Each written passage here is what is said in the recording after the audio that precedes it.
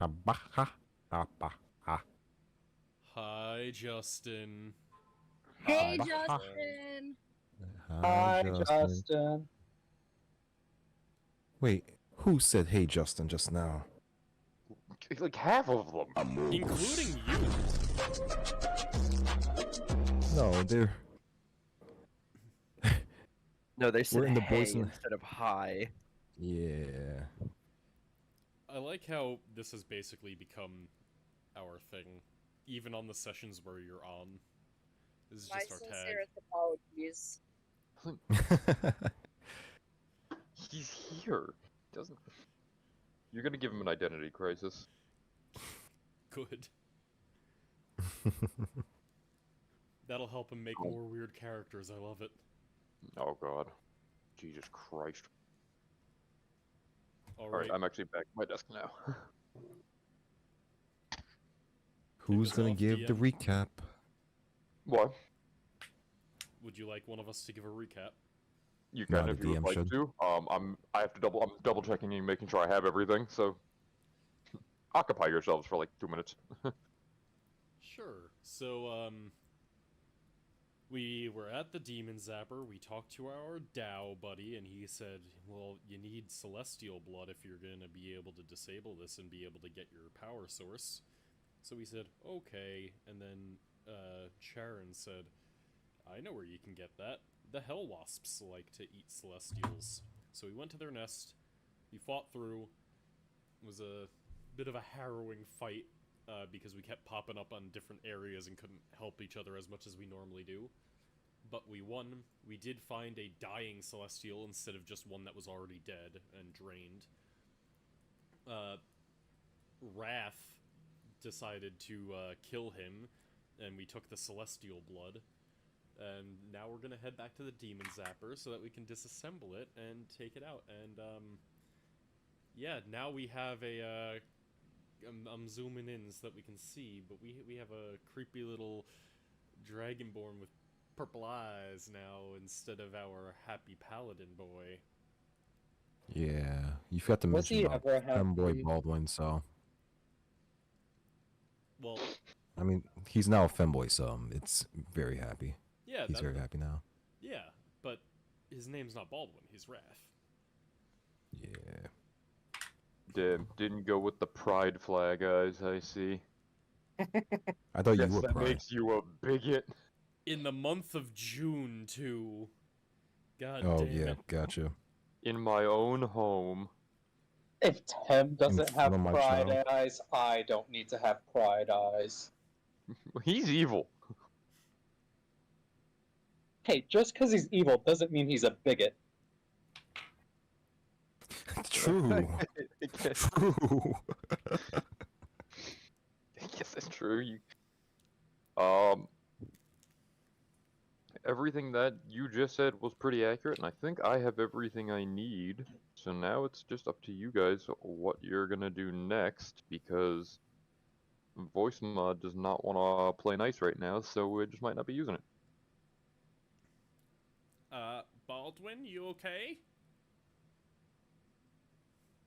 Sloth. Where are the others?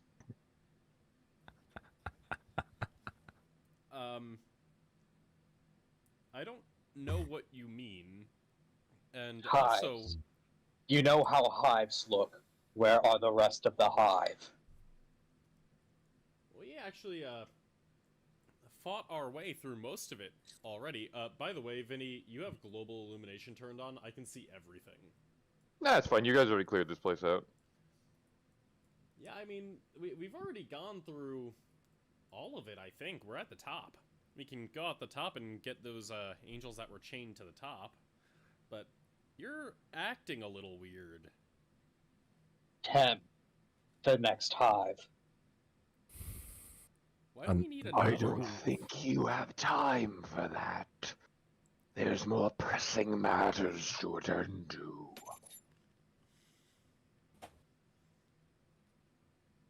I'm just gonna tap Abaddon on the shoulder and be like, does he do this a lot? I haven't seen him like this. I wouldn't say a lot, but I don't know. He kind of gets a little held up with when he sees something he doesn't like that. Held up. Ha, ha, ha. Okay, as long as he's not like going demon or some shit. I mean, if he is, he's not going to survive down here, so that's on him. No, I think Baldwin will be the last person to go demon amongst us. You know, as he's our ray of goodness. He's a paladin of light. As I look at Baldwin and see like his like face contorted evilly, like see, paladin of light. Yeah, I'm just gonna give like a heavy side eye as you say that. Abaddon, may I remind you, we don't have the time to consider the frailty of the mortal mind right now. Hey man, I'm not the Yeah. one that was asking to find the next hive. I say we go back to that fucking tower. He's your responsibility, and he's still a valuable weapon. Get him in order. Yeah, Abaddon. Yeah, let's get back with our celestial blood and get to the Tao. As I start going toward the hole and start like using my daggers to kind of like climb down. And as you do, you can see Tem kind of squeezes into that hole, and he kind of fits in here, and he just kind of slinks over to you, and kind of picks you up by the back of your collar, and with one hand, and starts dragging you back towards the up hole that goes out the top. Ah, thanks, Tim. As he's holding me by my scruff.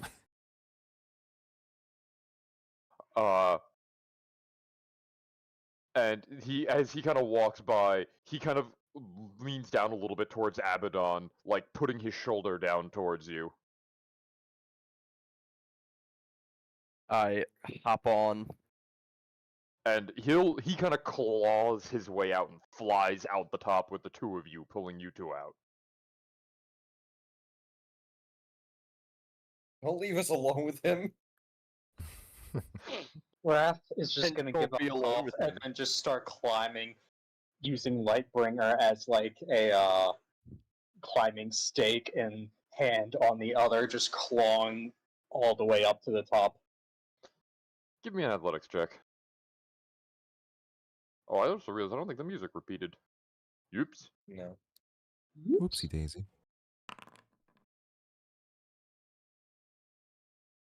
Sorry, let me tab back in. Yeah, that Yeah, I got it. since you are not in a rush, that is enough. It was a fairly low DC. You are able to kind of climb and clamber up to the top of this nest. Wait, is Vixara playing anything? No. No. I don't know, I keep it muted. Oh, it says no results found for that. Fuck. I've been having that issue with Vix here since the other day that certain things just don't play. That's always Well, happened for me. Weird. Sometimes it gets a little wonky. Let me. Oh yeah, look at that. No results found. Yeah, okay.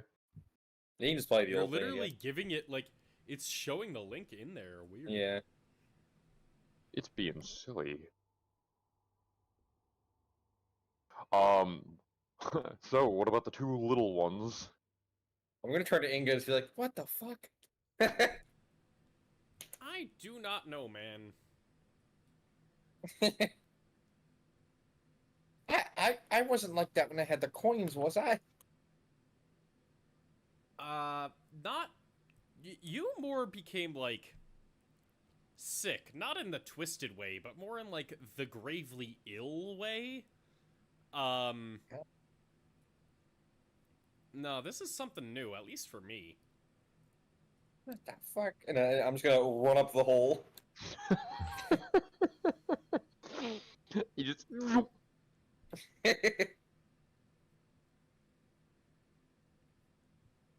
I think that I am, I think I'm out of wild shape, so I'm just gonna slowly climb up. As you start climbing up, you see a clawed hand reaches down and goes, I thought you could fly. Well, you see, I did that a few times already today, and I'm a little sleepy. Mortals. and he just kind of grabs you by the shoulder, and he pushes himself up with his own wings and kind of yanks you out of the hole. I believe your vessel should still be close. Yeah. And he says that he kind of directs that to Miles, who's kind of in his other claw. Yeah, yeah. This should be right where we left it, right below the hive. And Good. It would seem trusting that thing is paying off. And I mean, he, it's less trust and more of a contract. he'll fly you back down if your ship is still there, so he'll fly you back to the deck of the ship. I'll just Fly slow all of fall. us, because I could feather fall and like have all of us just slowly descend. Do you say that? Like I do have this this potion. I could like everyone could sniff it up and like we could all like gently fall down if you'd want. I mean, I'm not sure if Tem could hold us all. And you're confident in that? Alright, so to be confident clear, enough. you could get 5 of us to sniff it while falling. Yeah, because Oh. it's in response to falling is when you cast it, and then it lasts for a minute. He lets go of Miles. Everyone come near. Miles is falling.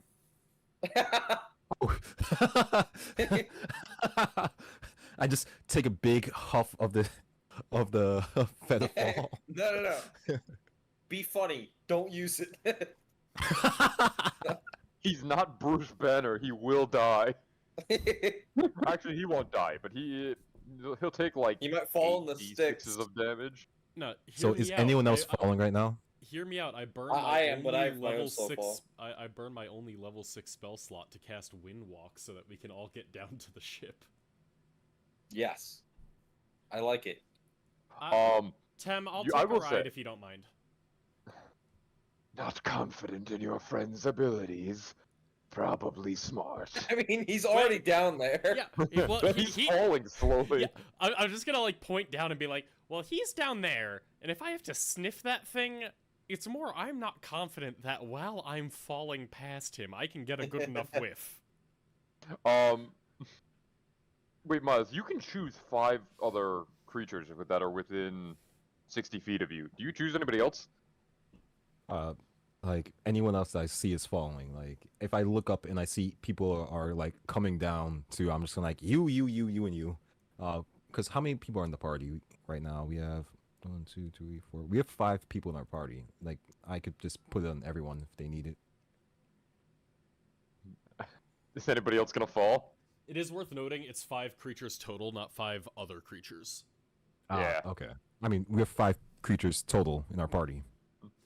I assume that the guy clad in metal might need that, but Yeah, you just see the metal person just jump and start falling. imagine he's just like, you guys saw Guardians 3, right? No. No. Well, oh, see, for those who did, he's just Adam Warlocking straight down, hoping that somebody will stop him. And Miles does. Miles goes, oh fuck. He's like flinging like some smelling salts at him. He just whizzes through the cloud that you kind of puffed up, and after he does, he just starts slowing down rapidly. Yeah. Tem offered to fly me down. I'm just gonna take him up on that. Yeah, I mean, yeah, he will. So it just means that everybody does have a way to get back down to the ship easily without making a check. Yeah. You don't have to Yeah. climb back down the chains.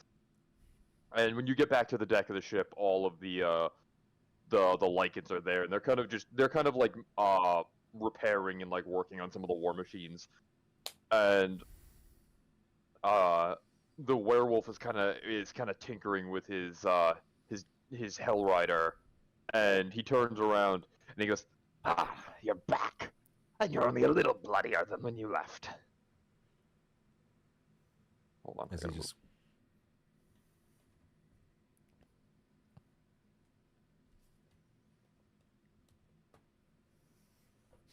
And where is he? There he is. And Sharon is sitting at the wheel. He's kind of just like resting with one arm on the wheel, just watching as you guys fall. And once the last person hits the deck, he looks over to Miles and goes, Does that mean we'll be traveling again? yeah, take us back to where the Tao was. I'm unfamiliar. What was the location again? As I look back to everyone else, like, what was the name of the location we were at again with the weapon? The Demon Zapper? Yes, the Demon Zapper. Is there a specific location name? It might be helpful for Sharon to remember. Ah, yes. The Demon Zapper, right by those wretched spawning pools. I can get you there. Regain your strength in the meantime. How long do you think it'll take us to reach there, Sharon? How long do you need? As I look at everyone else, like, are we feeling a little bit rough? Do we want to see if we could get a short little time to recover? Bring me to the chains. I will send the hive spiraling skywards. I think that I'm hurting, but I say that we just rest up what we can in the time that it takes to get there. Every moment that passes, we're giving up a little bit of a chance to intercept this flying fortress. As well as, well, based on our interactions from that guy who portaled in the other day, we're needed back in the material plane soon. Let's not waste time where we can save it. All right. Get us there as quickly as possible, then, Sharon. As I look at Baldwin, and he's like, "It's okay. We don't have Lucky this for time." you, time and space are fluid in hell. We can be there in but a moment. and he just yanks the wheel to the side, spinning the whole ship around, and says, Give me 30 minutes. Baldwin will be back Shit, for that's not for the hives quite a if you short want. rest. Yep. Aaron, do you think you could take your time and make that an hour? If you so command it. Or whatever an hour is to you. I can slow our pace and hope that nothing finds us. Baldwin, are you okay?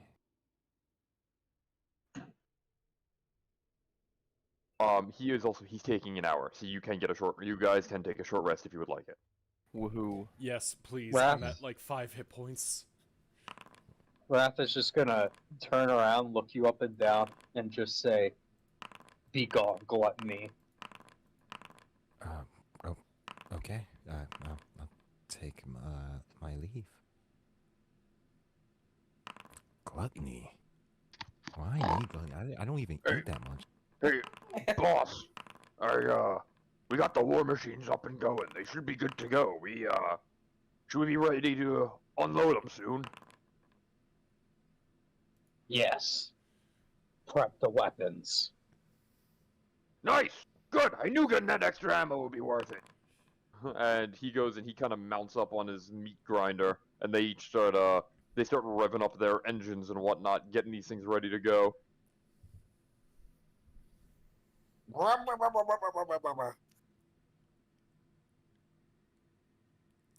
Yes, Monk Chad? That's all. What, you can't understand his accent? Yeah, what are you, racist? But, yeah, I'm gonna spend the hour, just kind of patching myself up, and once I'm able to get myself to a good, spot, I think we should, preserve our magic, but I do have my healer's tools if anybody's looking for just a little bit of a top-off. Oh yeah, everyone was supposed to get a extra D something because of my short rest, the Song of Rest. Oh, what were we supposed to get? An extra 1d8. Perfect. And I'll just give myself health one in back. general. Yeah, I'm Okay. just gonna give myself one back too because my hit die is a D8. Ooh, Okay, someone's where's my hit die? outside. Yeah, I'm What? sorry. Let's see.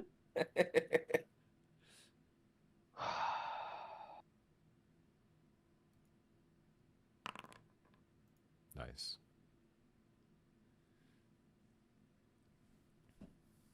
So, is everybody good? Have you all taken your short Yeah. rests? Yeah. Okay, so after it does take, he takes about an hour, and the ship stops suddenly, and he points out to his right side and says, "The spawning pools and the Demon Zapper should be out that way." Thank you. Yes, thanks once again, Sharon. Is this it? Are we going? Are we rolling? Yes, let us deactivate the Demon Zapper and get this power source that we need for the weapon. Wrath is just gonna hold out Lightbringer and point forward towards the direction we're going. Like standing on top of the meat grinder. Alright, it's okay, let's just get this thing over the side real easy, and it shouldn't be. Yeah, It but shouldn't be Baldwin, you too know it's bad. not moving yet, right?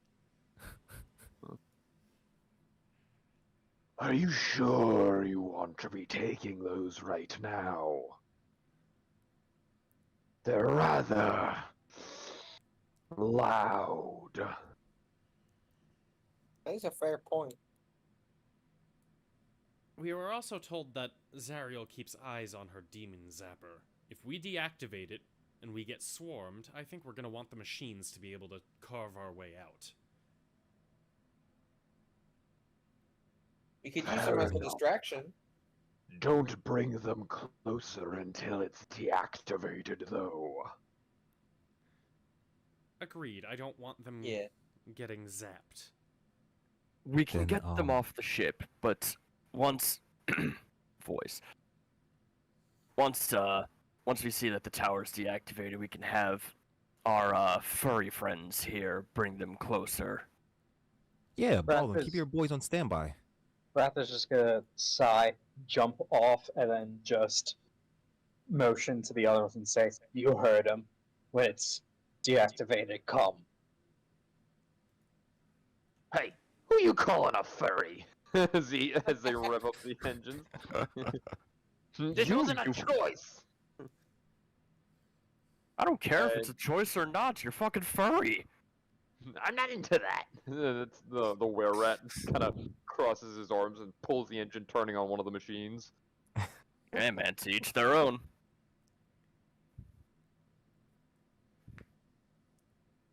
And I will switch the scenes as it doesn't take you very long. You can see the tower up in the distance, and so where do you want to do with the war machines? Do you want to bring them right up to it? Do you want to leave them a little ways out? We should leave them a little ways out. How do we get them to come back for us, though? They should be able to tell when the tower's deactivated. Oh, does it like glow or something? Yeah, there's a giant glowing orb in the middle of it that is Gotcha. crackling with lightning. I say we leave them on the outskirts of where they can see that glowing orb. Yeah. You see that orb? All the lightning and stuff? When that stops going lightning, that's when you come. Alright, we'll wait for the signal, boss. Then we'll come and we'll tear up whatever's there.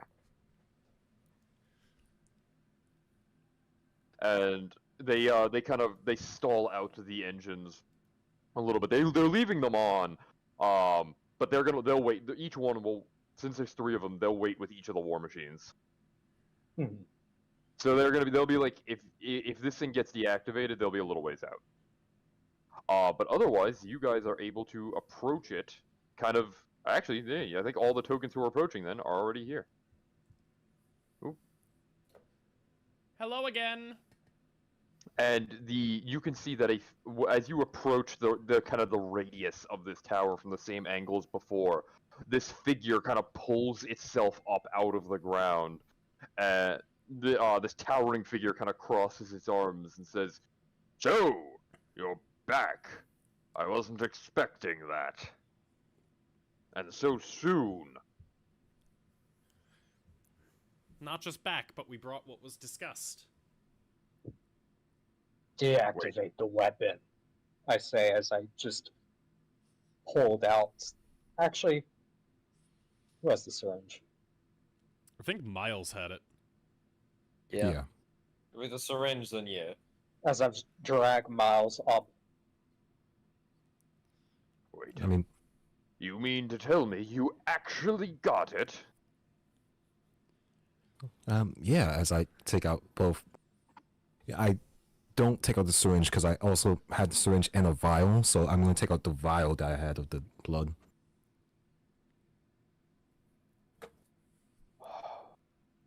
Fascinating. You've actually managed to find celestial blood in Avernus. How did you pull that off? As he sticks his hand out with this big, like, stony hand towards you. First, what's the assurance that you're actually going to deactivate this? What else would I do with celestial blood? I mean, Once it's deactivated, my pact breaks. Insight check, if allowed. Sure.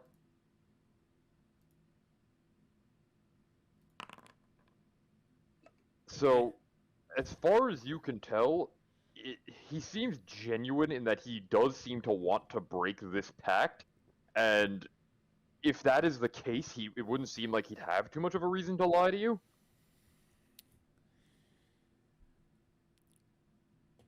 This there anything- is a creature you haven't really dealt with a lot, so it's reading the body language is a little bit more difficult. But from your best guess, it seems reasonable to conclude that that he would want to be out of a pact. He doesn't seem like a fiend, so probably doesn't want to be here. I mean, it seems like he's telling the truth. as Miles just hands over the vial. Ah, excellent. And you can see, is there like a cork on it? Yeah. He pops the cork out of the vial and drinks it. I knew it. I fucking knew it. Well, what was that? Why did you drink the? He goes, He's breaking his pact, not deactivating the Zapper. Am I right? Nah, I am no longer bound by the constraints of the tower. And he stands to the side. You are free to deactivate the weapon. Oh, you bitch! And it's gonna zap us the second we step in, right? Are you a fiend? I'm once again going to give a side eye at Abaddon and Baldwin and go, I am not.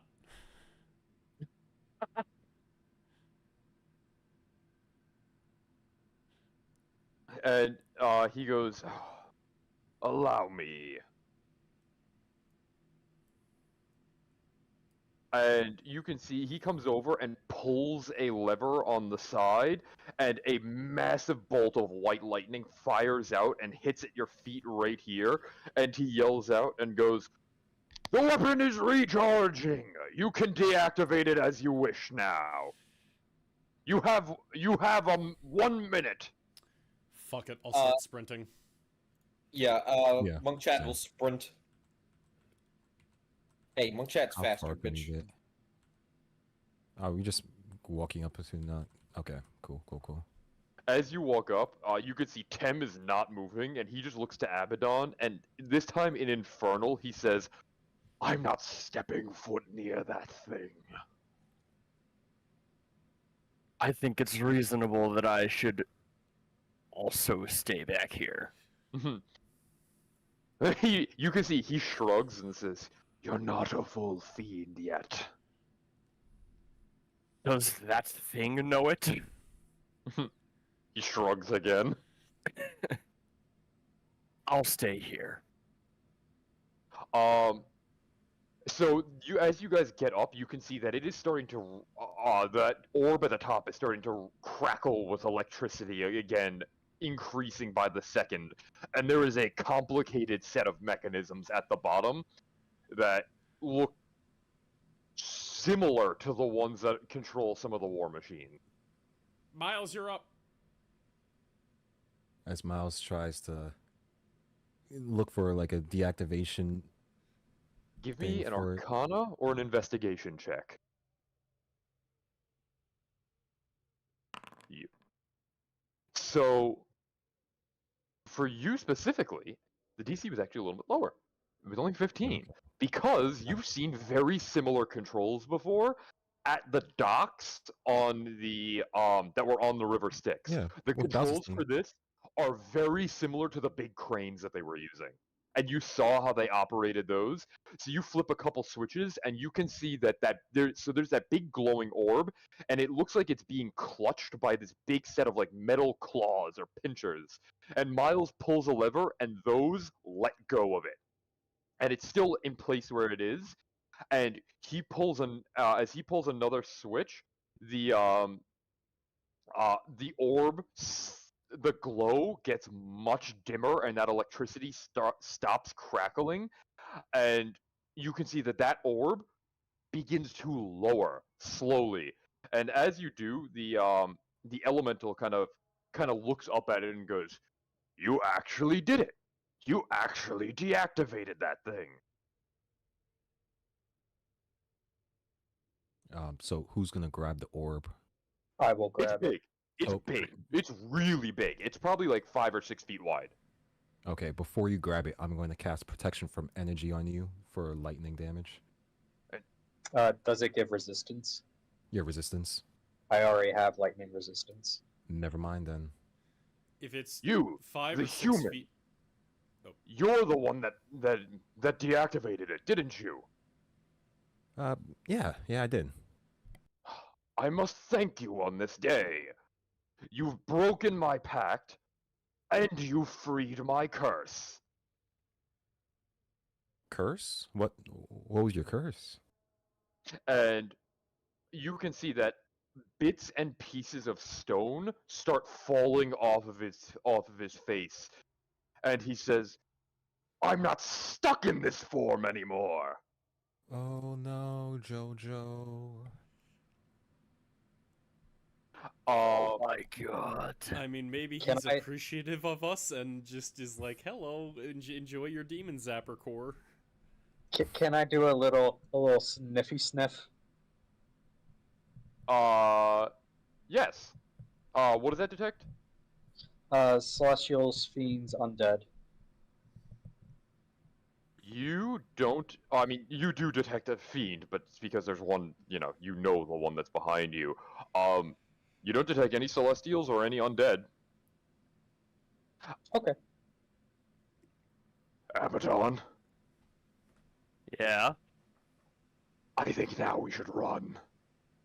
And as more stones begin to fall away, you see this geyser of what looks like sand erupts out from where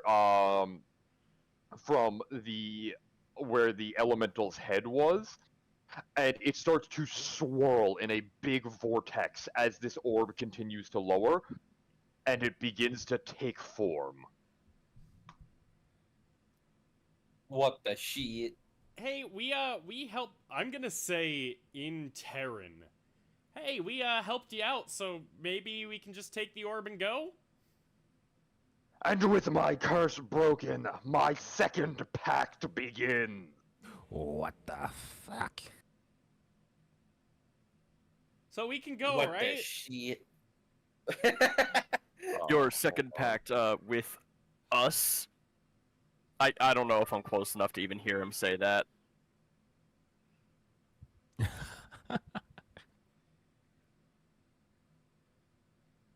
We're gonna go with this for now.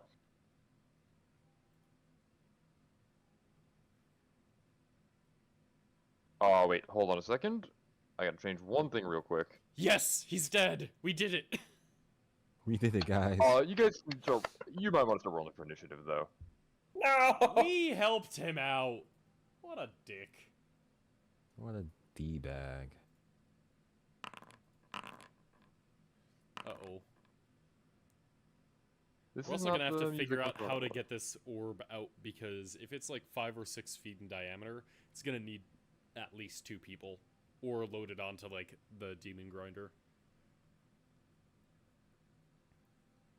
Hold on, I can find better music for this. Well, hopefully the demon grinder should be showing up any second now. We did leave it far enough out that I think it's gonna take a few rounds to get to us. You know what? But it was also lowering slowly as it did this, so maybe a round or two has passed where they're already coming. You know what? I think I have a song that might actually be thematically appropriate for this. Thematically appropriate, you say? Oh, fuck.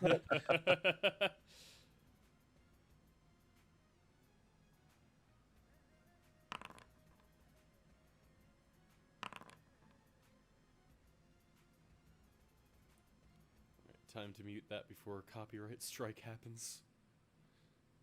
Oh yeah, I guess that makes sense. Oh, you're not monetized. Yeah. No, we are not monetized, but like, if You can we still ever do gets taken decide, down. yeah, like the things get taken down, I can't hear anything except that. and really, it's more of if we get 3, like the YouTube account just gets deleted, in which case we've just lost all of our recordings.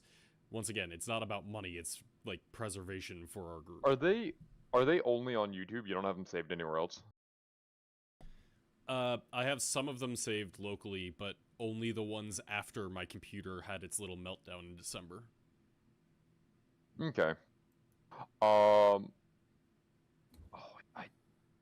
wait.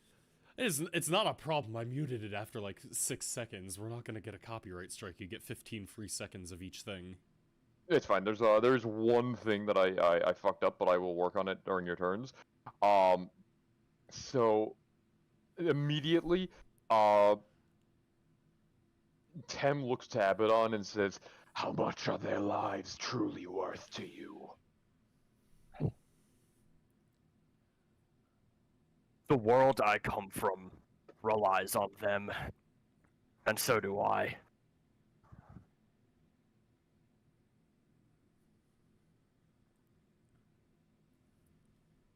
Alright, let me see. What's his movement speed? Oh, wait, hold on. Well, I'm very glad we all got that short rest. Otherwise, I think we would have been fucked. Oh, we still are, but like... I mean, yeah, but like That's more so. fucked. So he conjures an orb of flame in his hand. So you don't really see him do that often, and he hurls it at this thing like a baseball. And you can see that it turns around and just bats that out of the air. Yoinks.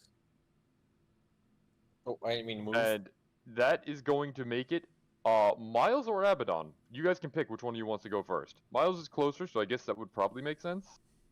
Okay.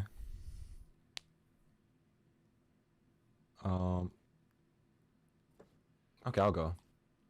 Go for it. How close is this?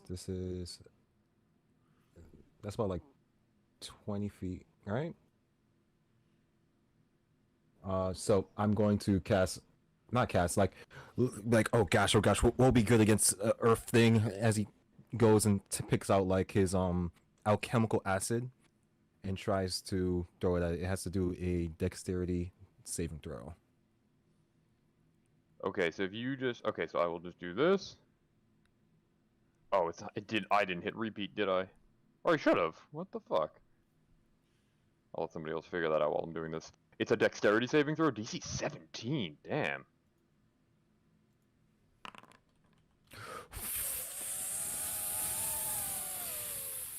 Frick. Well, That I mean, is pretty good. it happens. Would Miles like to do anything else then? What can he do? What can he do?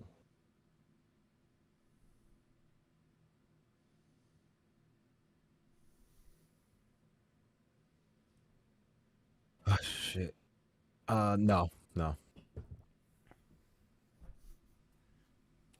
Abaddon's your turn. all right. So Abaddon excitedly looks to Tem and goes, "Wait, fire actually hurts this thing? Fucking finally!" I will first I will play my fiddle to make it so that my spell save DC increases by 1 until my next turn. And then something that I have not done in so fucking long.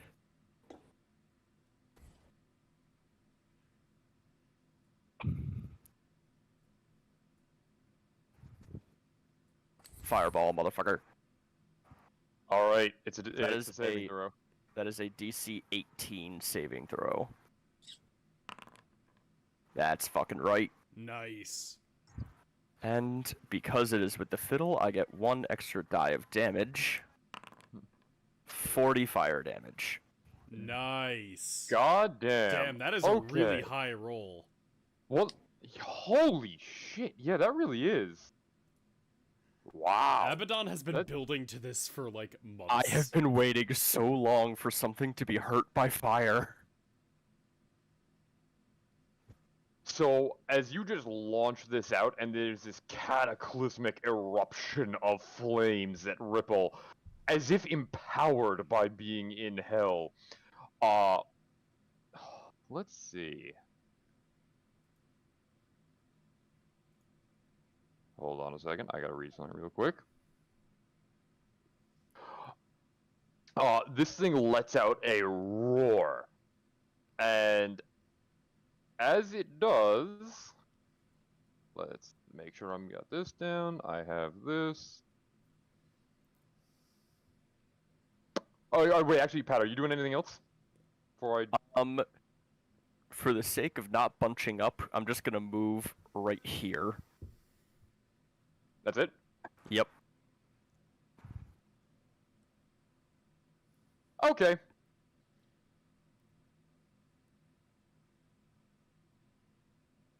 So. Where are these? Oh, now he summons multiple things.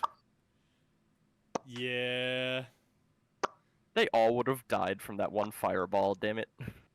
probably. So it waves its hands, and slowly spiraling around it are these little twisters of elemental energy that begin to kind of rotate and make this little barrier around it. And as that pops up, I need to see something. Okay. It becomes Monk Chad's turn. Okay. Okay, wait, so are these little twisters actually in these spots, or is it just like Yes, surrounded? that is actually where they are. Gotcha.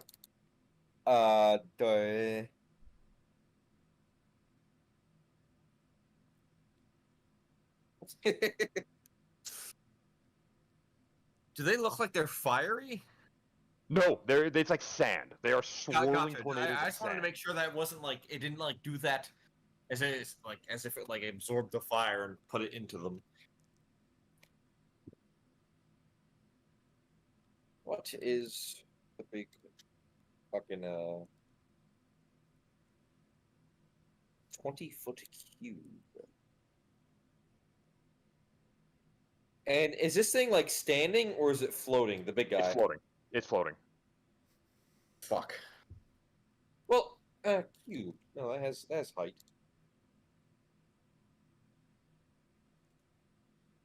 Yeah, I haven't done this in a while. I'll do it. Let me. Or actually, I guess. Hold on. I don't have an actual. Does this make a thing? No.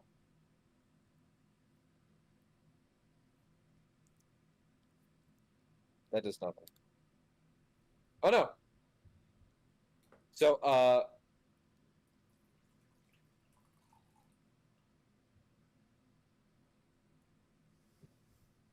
that is a 20-foot or square. It also goes 20 feet high, and so erupting Earth. So everything needs to make a Dex saving throw. Okay. So.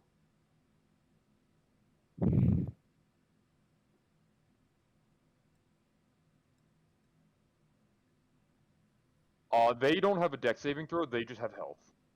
So they're just gonna take the damage. Gotcha. Then let me just roll for that. 23 bludgeoning damage. Yeah, and he got an 8. Nice. And I believe now all the dirt beneath that cube is rough terrain. Yeah, becomes difficult terrain.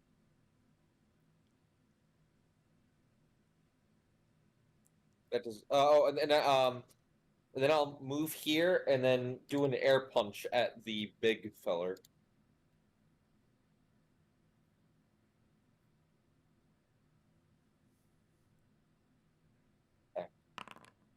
Oh, Nice. Damn. not nice. Oof. I got 2 ones. Wait, no. I got 2 ones. Yeah, you did. Damn. So you can totally use Great Weapon Master, a feat that you definitely have on your unarmed strikes, right? Oh, yes. Alright, if that's me turn.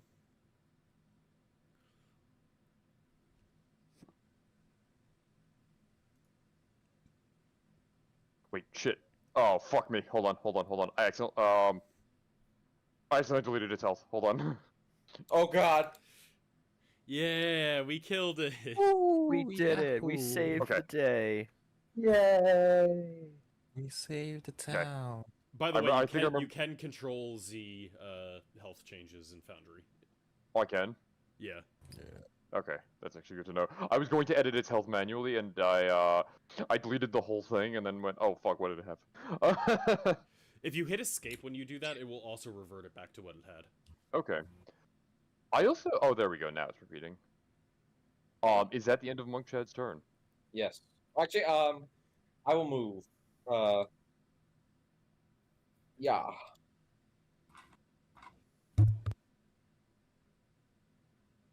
So let me just make sure. And you did 23 damage, right? Yes.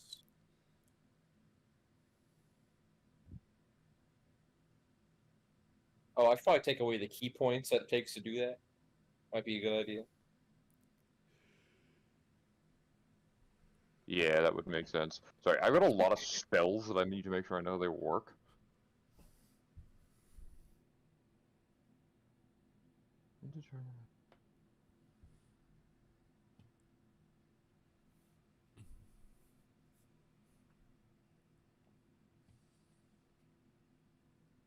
Okay. And that you said that was the end of your turn? Yes. First thing that happens. Yeah.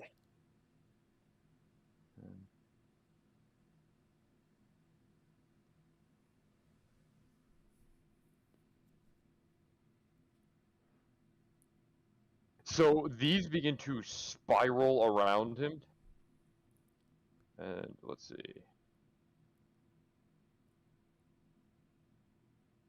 They would get to about here, and they start kicking up a ton of sand and dust and everything in that area is now considered heavily obscured. Ah, shit.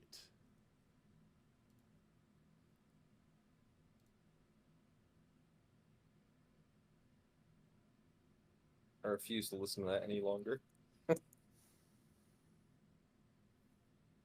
Fucking dick.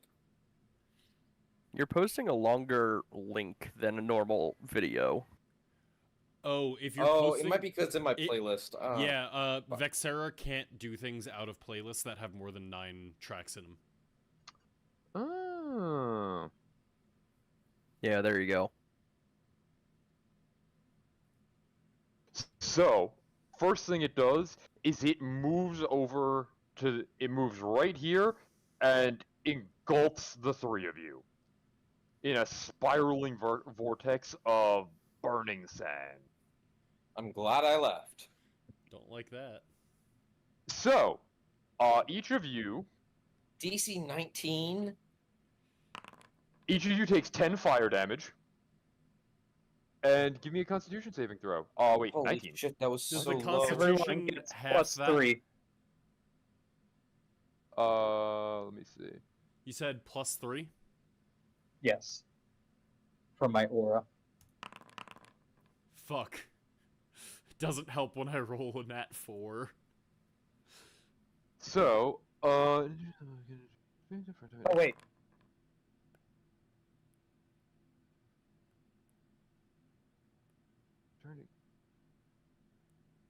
That's rough. Never mind. So, No, but Miles, I think, saves because of Baldwin's aura. Yeah, he gets plus 3. Yeah. Miles Yeah. does, that's nice. Okay, so I'm taking 10 damage to start. okay, yes, and then who failed? Me. Me. Okay, so Everybody but Miles. okay. On a failed saving throw, 2d.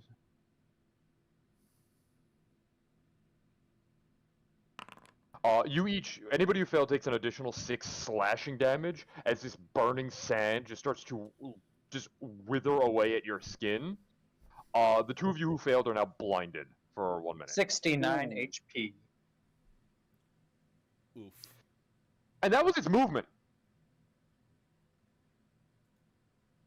So, Vinny, I just... Not to be that guy, but is it on purpose that the description of that says DC 18 Constitution, but the probably saving copied it throw wrong. says 19? It's probably because I copied it from another monster, which might have had a lower D. I think has a lower DC. Sad. Because I think I ripped that from the fire elemental stat block. Hmm. It is. Let me just make sure, because it would be 8 plus, what is the proficiency? 8, 9, 12. Wait a minute. Let me check something. If it actually is an 18 DC, that means Wrath succeeded, which would be nice. Yes. No, it's not. It is 19. It is 19, I think. Dang. If he doesn't succeed, I'm going to flash a genius. So, like, quick steps at Raph. Let me give me a second. Let me just check how the actual monster works. Let me just see if I can figure out what It that is process 6 is. damage. Well, it's But more it's the also blinded blinded. condition that's a problem. Oh, that's true. Yeah, that's bad. Oh wait, it didn't. Okay, what did I didn't take this from Fire Elemental. God, what did I take this from? You know what? I'll say because it's written there, it might be calculating it wrong. I will say it's 18, so you don't have to use the ability, and I'll try to figure out how to get it to be 18. Okay. Well, if it's calculating to 19, it's probably correct with 19. I probably screwed something up, man. I did all of this from scratch. The proficiency it adds to it also comes from the CR you have on the monster. Yeah, if so this is you a change higher that. if this is a higher challenge know. rating monster, it probably has an Oh, it extra is. DC. It is. I'll leave it as 18 for now. I will. So.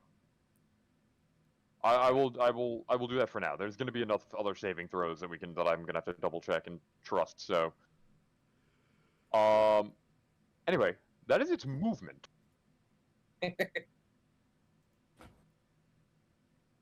Now it is going to. What's the range on this? I need a range. I need a range, damn it!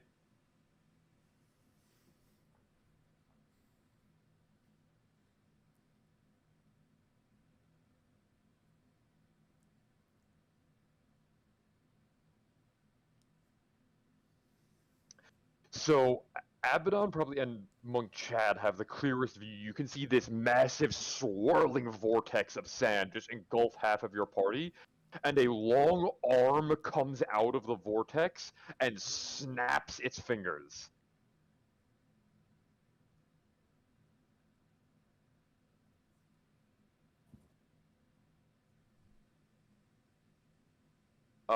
And It's conjuring more, Jesus Christ. so Pat.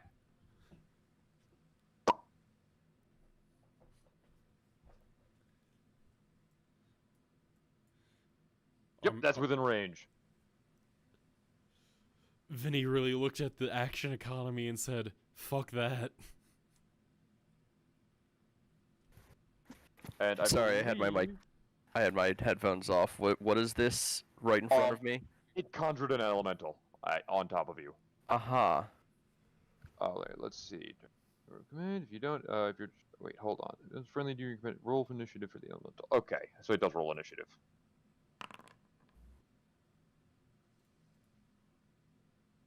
It ties The with one time me I wanted and it to be a Brad. high element or initiative.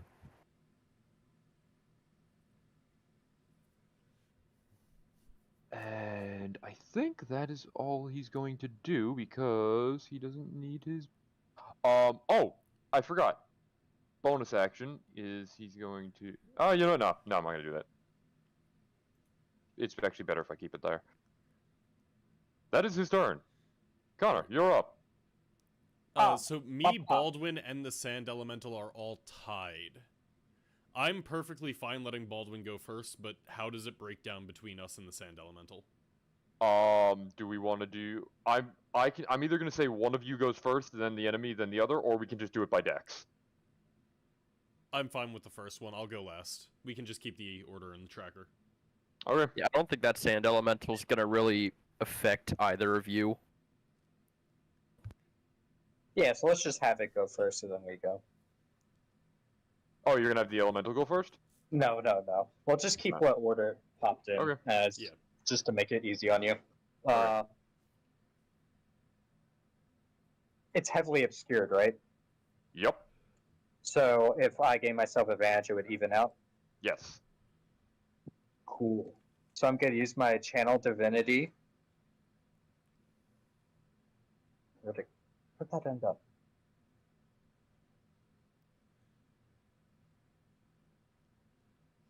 There it is.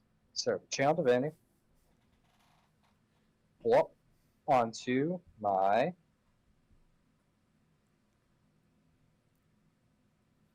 Valve Enmity. So therefore I gain advantage on attacks, so that evens out, so I can target it and attack with Lightbringer, and it's just going to be a normal attack now. Okay. And it is not a fiend or undead, so I'm not going to click that one. Wouldn't it technically already be normal because it can't see you? Oh, it can. Oh, never mind. Oh, Yeah, I it figured it can. have blind sight or some shit. I imagine if it is a cloud of dust, it's going to be able to see normally. Otherwise, that would be, evolutionary speaking, a very bad. Hey, Bad. evolution doesn't That is- have a purpose. That is absolutely a hit. All right. All right, guys. There is the damage. And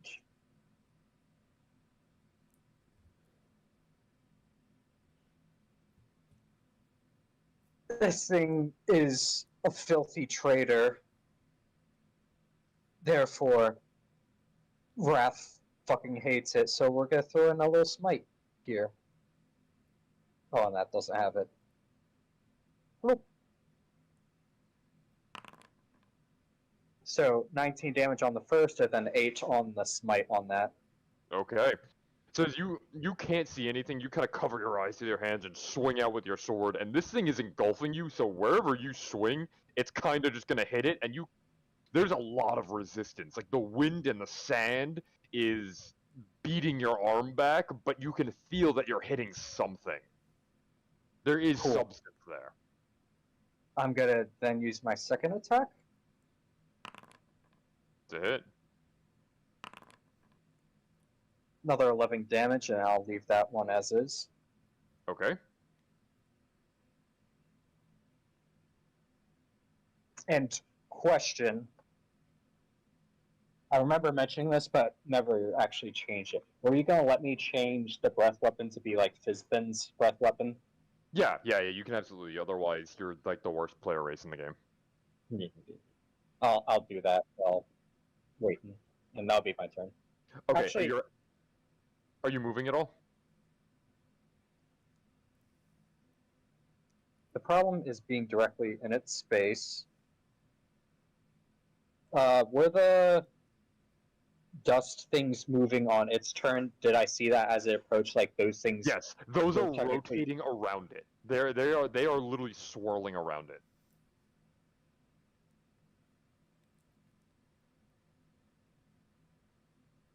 Well, And then that's where you're going? yes. Okay. I need you to give me a strength saving throw.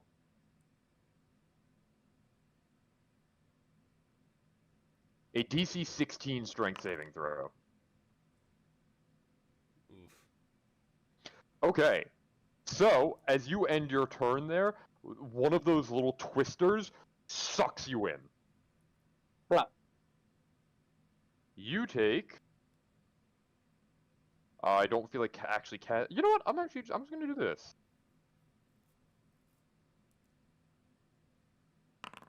You take 8 bludgeoning damage, okay. and you are pushed 10 feet away. So you are pushed here.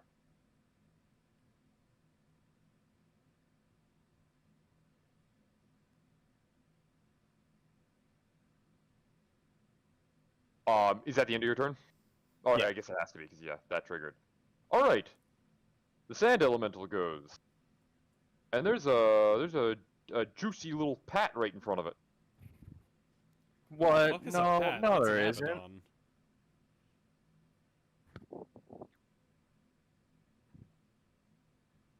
Look that way.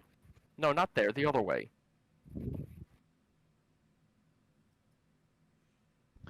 Give me a constitution saving throw. 20. Oh! That is good! So you take half damage from this. Oh my. Okay. As it engulfs you and it creates its own little whirlwind of sand that begins to just tear at pieces of you off little by little. You manage to tough it out though and protect your most vital parts. Jeez. And that is its turn. Inga's turn. Alright, so blinded and eyes stinging from the sand that has sliced through my eyelids, I'm just going to start stumbling out in this direction. Like, kind of blindly. And as I go, I'm just going to pull up right behind me a tidal wave to try and As engulf you it. are, you're getting opportunity attacked. Yeah, that's fair, and they have advantage. Do that Yeah, hit? that'll hit. 23 bludgeoning damage as an arm clutching a massive maw clobbers you and knocks you to the ground. Fuck. Hey, I get a strength saving throw to see if it knocks me to the ground. Sure, roll. roll. Wait, first minus 23 damage. And Also, oh wait, Zach, before we do anything, you just reminded me. You want to make your life a lot easier? sure. I don't have everything automated, but if you have your token selected, you can right-click on that 23 damage and just hit apply damage. So you don't actually have to do math. Huh, I didn't know that. I totally forgot. I learned that last night. Totally forgot about that until right now. I should have been doing that the whole time, but I'm stupid. Cool. Yeah, I've been typing minus whatever into my health. Yeah, that's what I So was have I. doing. That is the much easier way to do it until I like automate things, which I'm Good lazy, to so know. we'll see if I do. At what point did it hit me, and am I in range of Baldwin's Right there. aura? That's right there is where it hit Okay. you. Baldwin, am I in range of your aura for the strength His save aura's 10 boost? feet. His aura's Okay. 10 feet, I think. Yep, I'm prone. I mean, you can just stand back up. Yeah, you shouldn't be using more than half your movement to get there. Yeah, Yeah, so 10 feet. that is half my movement, so I'm going to use my other half of movement just to stand up there. Monk But Chad watches a little person get clobbered by a giant hammer and has flashbacks. I think am I do. still I don't think I see past the whole fucking thing. Fair. I might see like the arm like swing from behind. He can sense it I don't know. A little person is getting clobbered. True. somehow, somewhere. let's A see little that tidal person wave. is getting clobbered. Yeah, I gotta. So I was literally just like dragging it out behind me, so it's just gonna hit there because I started there, and Okay. that's where it's gonna land. I'm blind. I have no fucking clue. Once but once you're out of that radius, you're not blind anymore. Once you leave his area, even though I the failed the blindness goes away. save. Yeah, it's just while you're in there. It's while you're in him, you get blinded. Okay, well, for the flavor of it, I'm just pulling up this tidal wave as I walk out before I even know what's going on. That is going to be 23 water-based bludgeoning damage on a DC 18 dex save. I feel like I need to post this, that you can see, but I imagine your eyes are just, like, completely red and you're rubbing sand out of them, so Inga's just casting a tidal wave like this. So, what is the saving throw on it? Yes, that is exactly what it is a dex save DC 18. But yeah, it is definitely, like, exactly that. Oh, you can delete what I just did. 9. Nice. Wait. Hold on. I need to read this. Okay, so it's like you're not gonna like what I say next. Okay. That. Yeah. Granted, you still have an 18 DC, and I just got an 8. Yay! So you all see is from this tower, this wave comes up, and it looks like it is a wave of blood that rises up out of the ground and slams into this thing. What was the damage? 23 magical bludgeoning. 23? Damn. I rolled very well on that. You can get rid of the template. Yep. And he two failed, of those so he little is dust knocked devils get washed prone. away. Nice. Does that change how much of the area is heavily obscured around him? No, he's still massive. He's flying right now. So it did not knock him prone. I actually have to check something really quick. Because if it has an ability that makes it have advantage against being knocked prone, that would imply that it can be knocked prone. Okay, he is knocked prone, but he does not fall because he has a hover speed. Gotcha. Yeah. You do wash away 2 of those swirling dust clouds, though, and after the tidal wave hits, from the ground where they were,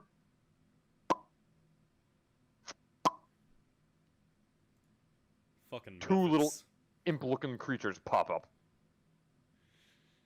Hey, you know what? I will take that as a successful round of combat. That is my turn. Alright. Change of plans.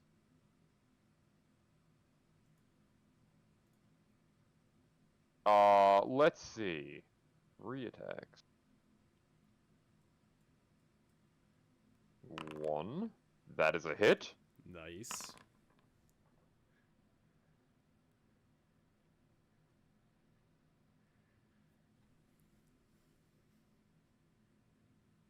We are going to do 2. That is not a hit. He rolled a 2. That is, though. It passes though, but it's still going to take damage.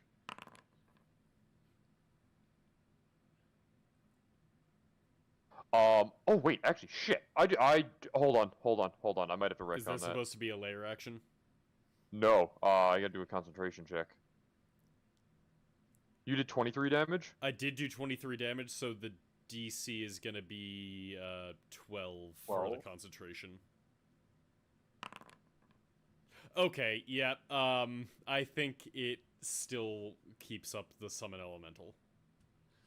And I think Connor actually hit him twice. So I will make two more. I think you did over 20. Did you do over 20 in one hit?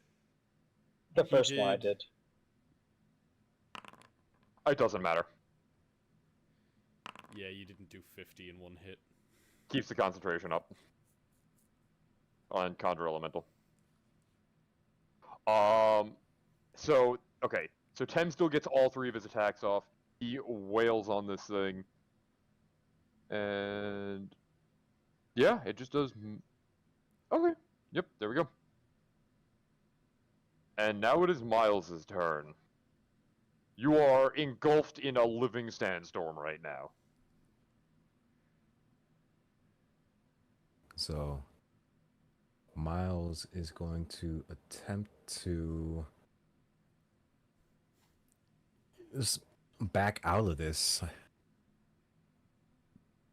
So it's like, brah. And I'm assuming attack of opportunity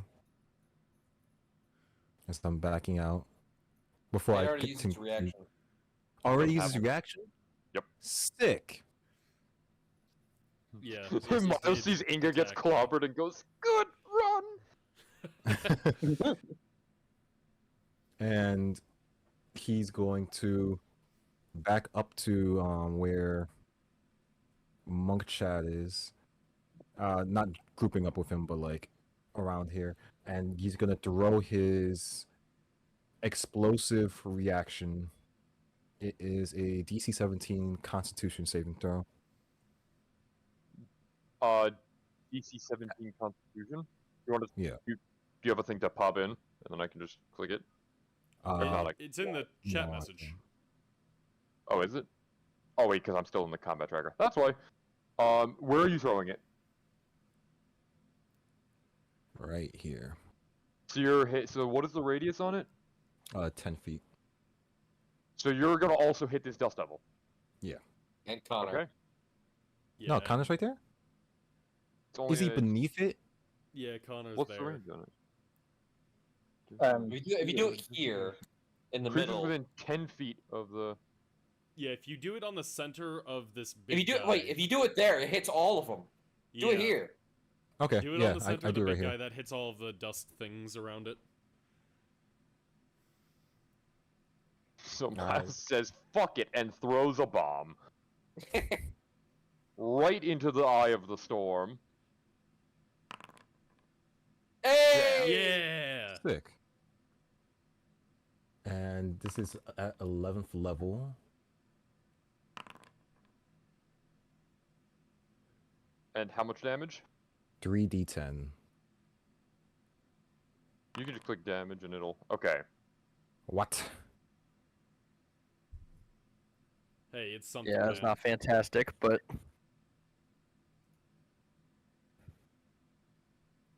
there's 11 damage on a bunch of stuff, so we'll take it. Yeah, You know what? you can I consider still- that as 55 damage. So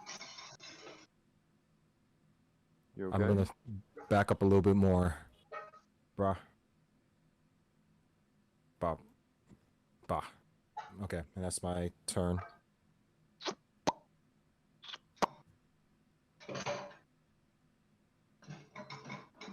Also, I just realized we're gonna do this.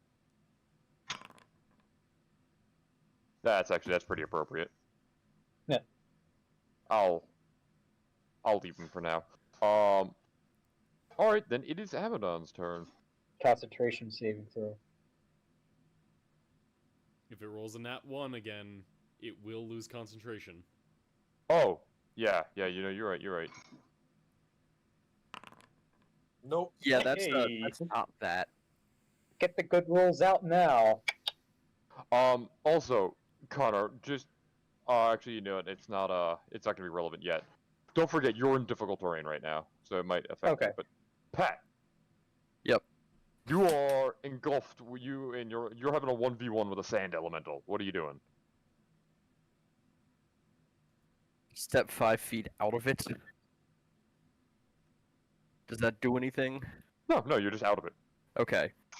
I'm gonna look to Tim and be like, alright, come on, help me bring this down so we can get over to them.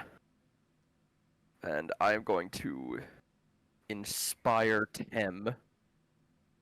Doing my best. But that allows me to then swing at the sand in front of me. 17. That's a hit. Alright. We do a little extra damage with that one. 1 extra damage, but it's extra. That is extra damage. And again. Do it. No. That's a No. hit. Alright, well, that's it. Then it is Monk Chad's turn. Yes.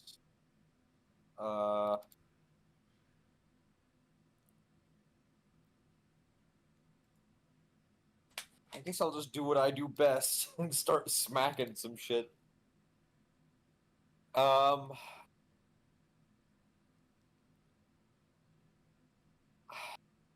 I don't. Me. Me. So I have spoken. Fuck it.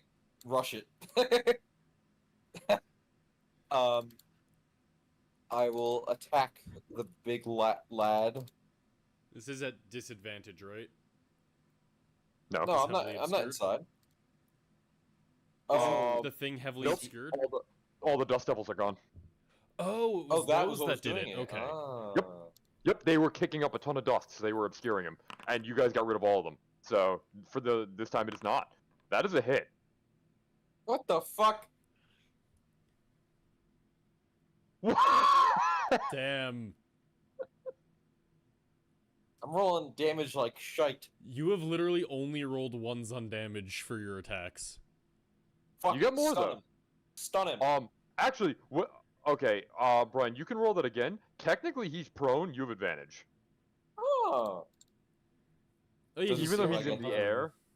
Yeah, but it's still prone. So Yeah, it's still. No crit. you're gonna try and stun him. Also, yes.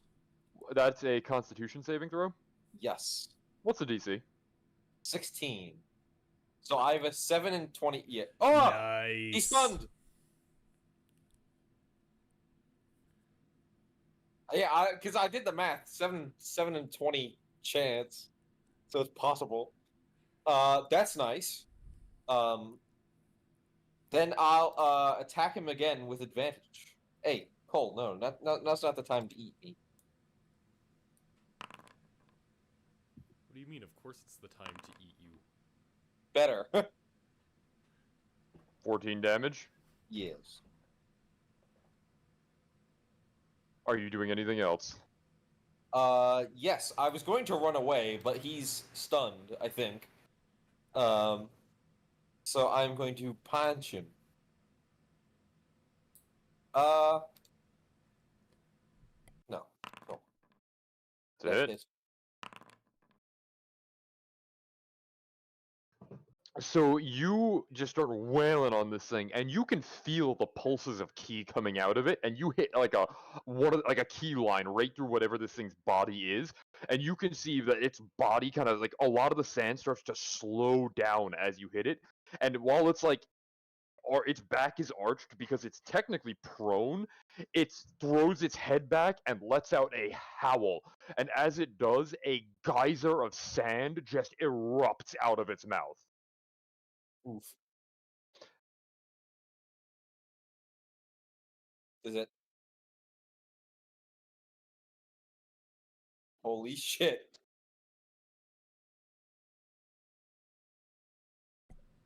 That's And a the lot of sand- elementals, man. The sand that it starts spewing animates. Well, shit. Well, Breaks concentration on that one. Now it has 2. gotcha. I'm going to run away.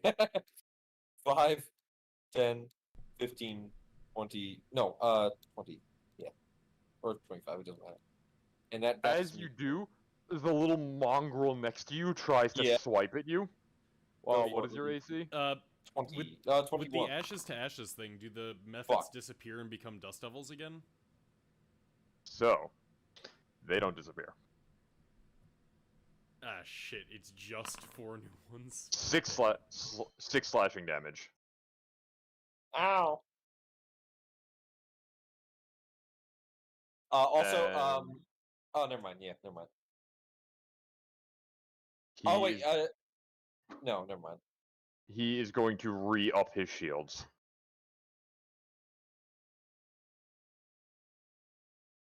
Fuck.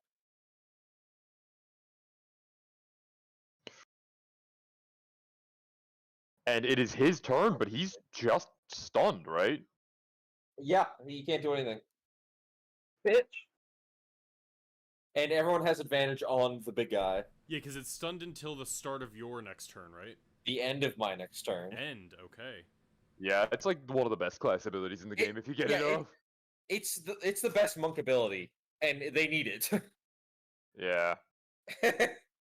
All right, yeah, that's all I can do. So, Connor, it's your turn. Do it. It automatically fails strength and dexterity saving throws, correct? When it's stunned? No. No, I think it has disadvantage. Oh, hold on. It is worth asking, do those new sand elementals have to roll initiative?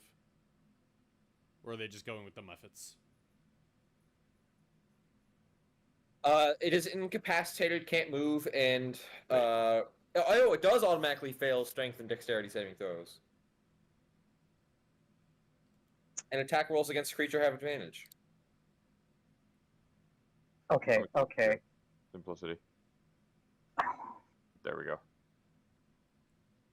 Oh, Vinny, you're gonna hate me for this. Do it. Oh, yeah, The I'm not first done. one. Breath weapon. Oh.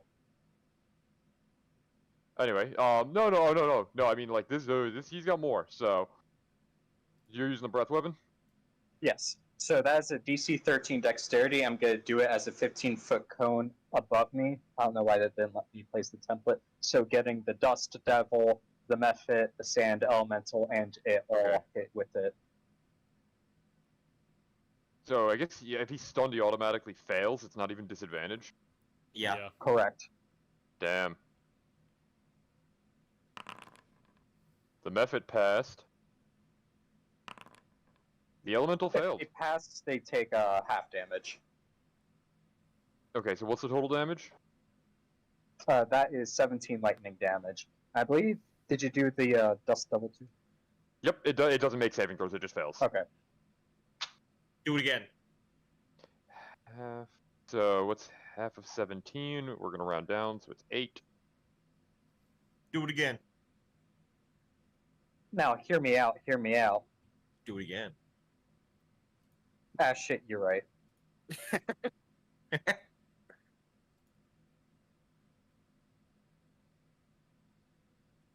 And for the first time in the campaign, we see Connor do it twice in a row.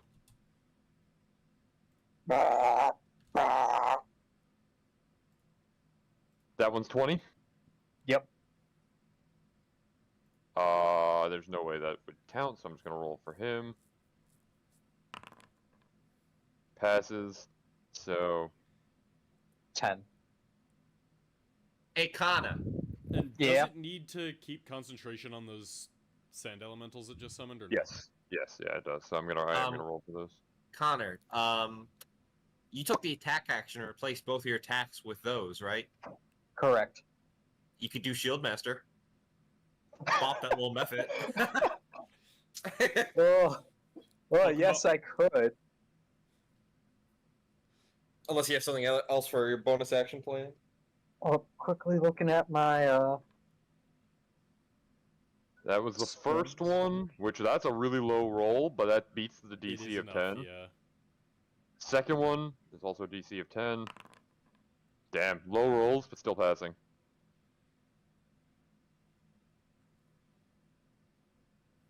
oh for the concentration. Yep. All right, and then yeah, fuck this method. Bop them. I'm Which gonna one? pop them. The one to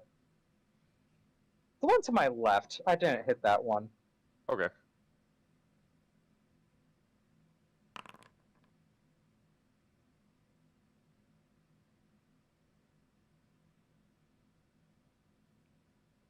That is. Oh, it has to contest that, right? Contest athletics. Does it have to be athletics or can it be acrobatics? I think it could be acrobatics. It's a shove. Ooh. Damn, okay. I push dust, and it just sort of like fizzles out and then reforms. Yeah, you bash it and it, and then recoalesces into a solid form. All right, yeah, that's my turn. Then it is Inga's turn. It worked well before. Yeah, now there's more stuff in the way.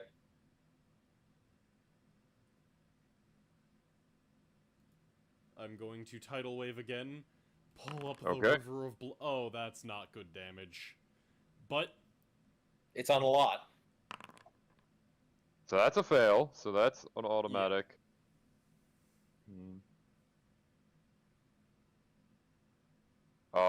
This guy does not matter. He's dead. That's an automatic fail on the Dust Devil, and I'm gonna roll for him. That is a pass, so he takes half of that. and if that first sand elemental can be knocked prone, he is. It can't be. Figured, but worth asking. And Ragadraga, not Ragadraga. You topple over the Sand Elemental, and then the bottom just becomes the head. But Ralzala is an auto fail because of the stun. Yep. So he is also staying prone because of that. Anything else? I recognize that it is... first, I'll get rid of that template for you. So, I recognize that it's going to take an attack of opportunity, but I am going to move away. Okay. I was very confused by why it was moving I for a had second. I had to Yeah, get the gotcha. token underneath it. You can right-click and move to back. No, you can't. Maybe that is a mod I have installed. Yeah, because I cannot do that.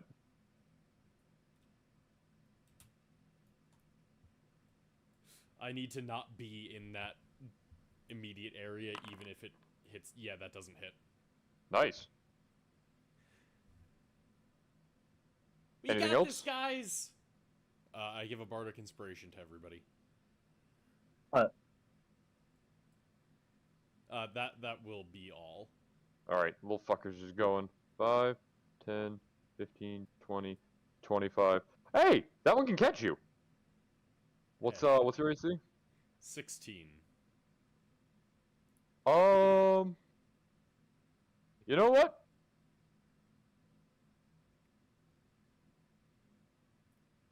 Give me a dex saving throw.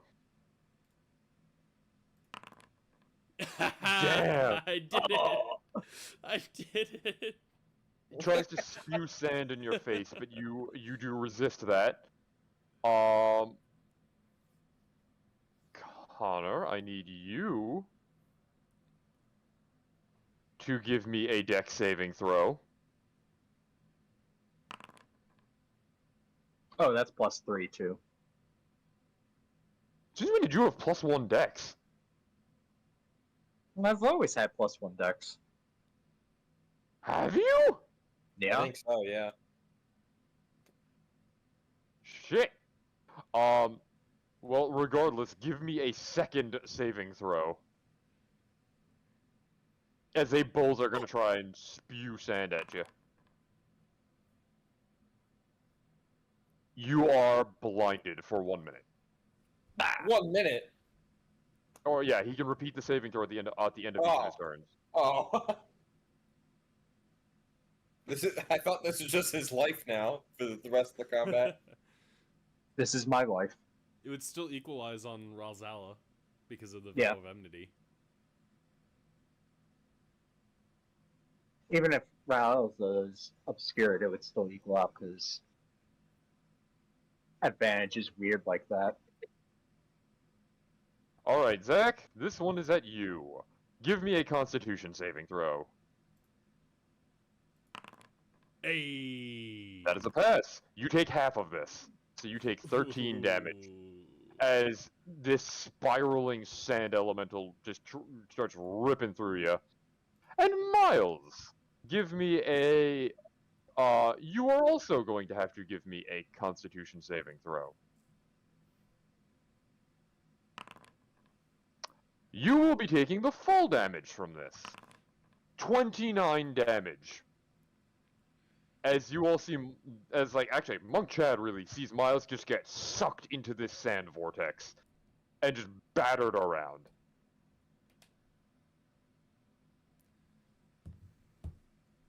Ah, jeez. And that is the end of the sand elemental's turn. Can I use my reaction? Which reaction? The personal injector. Yeah, sure. So I had inside the injector a potion of resilience. It's not gonna do anything since this was a saving throw, but with the potion of resilience, it gives me a +1 to my AC for 10 minutes, I believe. Hold on, where is it? Resilience is +1 to my AC for the next 10 minutes, and then because it's an experimental elixir, it also has the restorative reagents. So I roll a 2d6 plus my intelligence for temp HP. So you're just getting battered around in this sandstorm, like picked up off the ground, but you have just enough time to kind of stab yourself real quick with something. Yeah. So I have 12 temp. Not bad.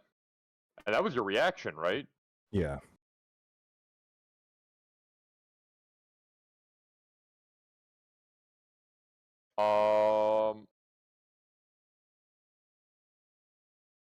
All right. So, Pat, are you here? He's still on mute, so I think he might still be away. Okay. He did say he had to step away for a bit for a call.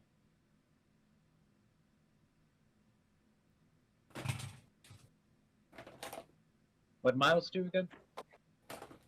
Injected himself. Wait. You druggie. Yep, that's me.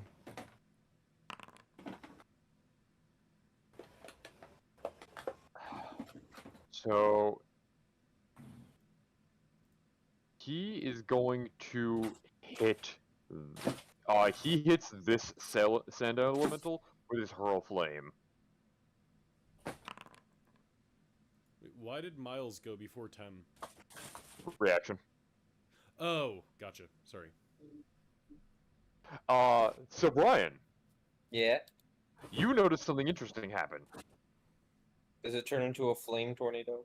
Oh, Oh, actually, wait. it doesn't. It didn't take enough. Oh, I thought it was 10. Never mind. You see parts of it starting to crystallize as it gets hit with that fireball. But it is not enough to do any more. It is Miles's turn. So Miles is going to step away. Where can he go? He's gonna go toward Mookchad.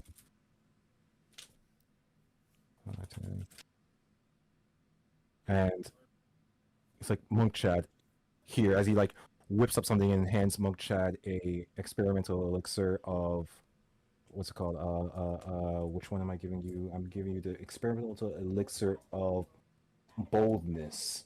So for every attack and saving throw, you can add a D4 for the next Oh, 10 for the next minute. nice. Thank you. And he's gonna keep on moving. All right. Does this thing As have you a? do, the Yeah. elemental takes a swing at you. Yeah, I figured. Wow, lucky. Yeah. He wishes he had lucky. And that's my turn. Okay. Pat? I'm here. You are here! It's your turn. There's no enemies on you anymore. I see that. I'm gonna turn to Tim and be like, ah, fuck. Alright, I'm going in. As Not soon as far, you but- cross that barrier, you get this weird tingling sensation all over your body, but it doesn't appear to affect you any more than that.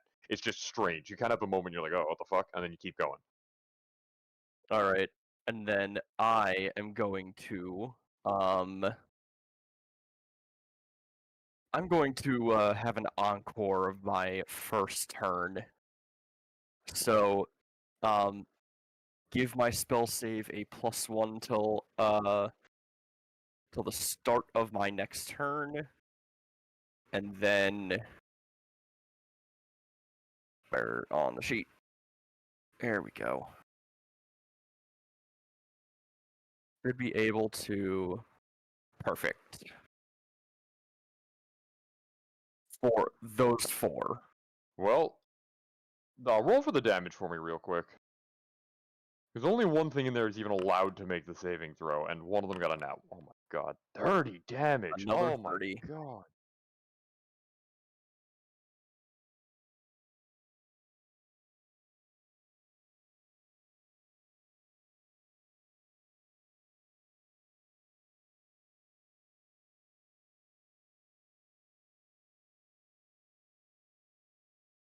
And now that takes effect on the sand elemental.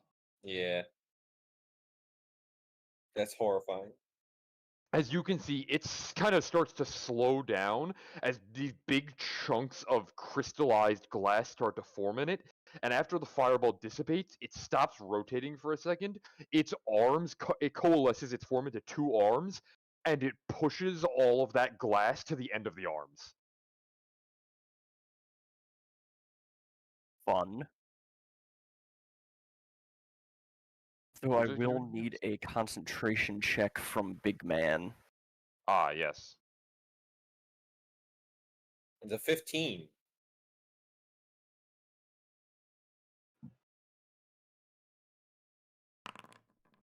God Fuck. damn. Alright. That is my turn. All right. And at the end of your turn, you can see as this thing starts to pick itself back up, and you all hear its voice boom out. You would turn my elements against me! Weird thing for a stunned creature to say. Weird. It's as if he has extra actions that he can take at the end of turns. So, let me see something real quick.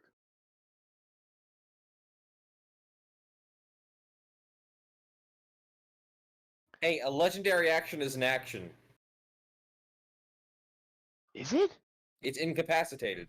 It can't take actions. Hold on. Or reactions.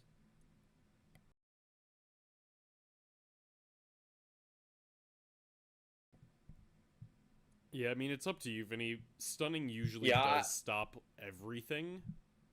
Yeah, I think it does. All right, he's got to wait. So he's gonna do it after your turn. So read now Yeah, because that's Stun a coming. monk, Chad.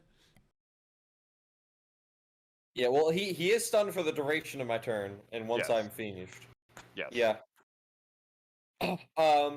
Okay.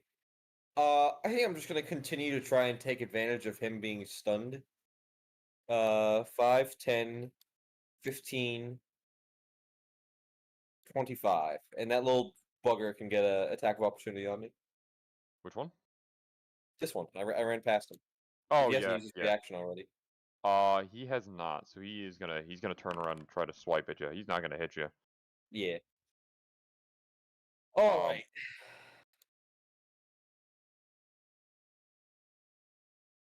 Photo. Why? Bye, Lizzie. What the fuck could Monk Chad possibly be doing on his turn? He's astral projecting.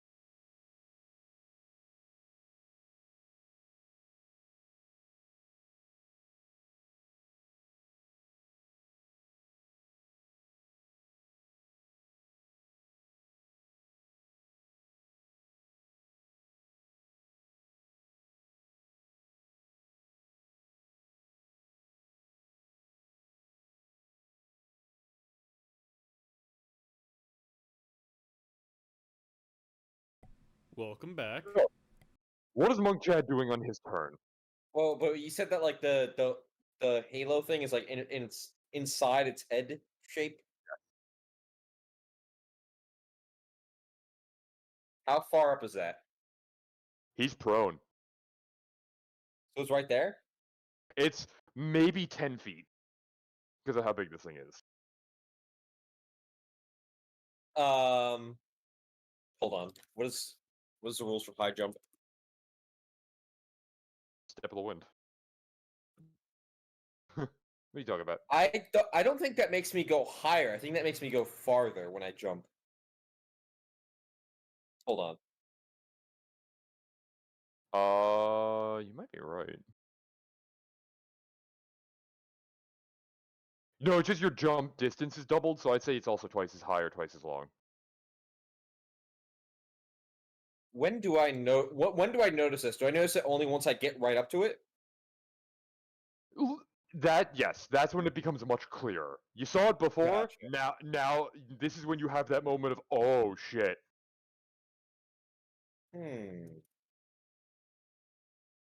Yeah, I'll step of the wind, and I guess dash.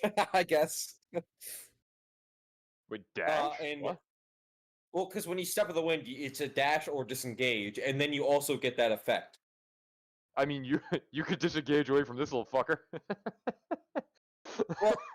Well, that does. I wouldn't do that unless I notice this though. And you said I noticed it when I'm right next to it. That's fair enough. That is fair enough. So you, And that's why I asked. I would have disengaged, but no, Yeah. I'll dash. And fucking jump for it. And so where are you jumping? to the head halo thing. You want to see Monk Chad run up, leap onto this thing, and land right on its chest, because it is prone. Now. Oh, does it actually have like a physical form I can stand on? Yep. Oh. Right. Oh, you have not ended your turn, so you're actually okay. Yeah. Does anything happen when I try that, or? There is. So as you are standing on top of this thing's flailing form, you can see certain things starting to glow.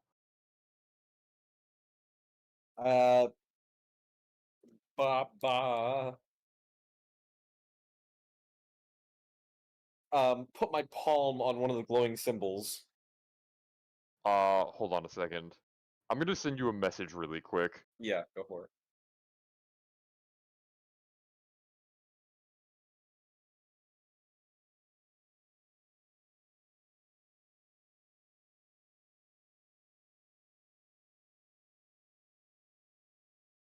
There you go.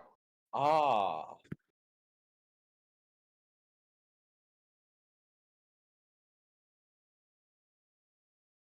If that changes your decision at all. Yeah, because I think so. I was on the chest. I'm gonna walk right up to his face and then do it there. You all walk. You all see is Monk Chad hops up on this fucking thing, walks forward, and jams his hand in like its eye, in like its open eye socket. Give me a wisdom saving throw.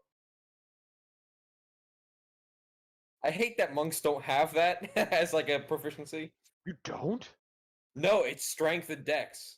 It's Oh stupid. shit! Oh, but I get a plus 1d4 on this because of Miles.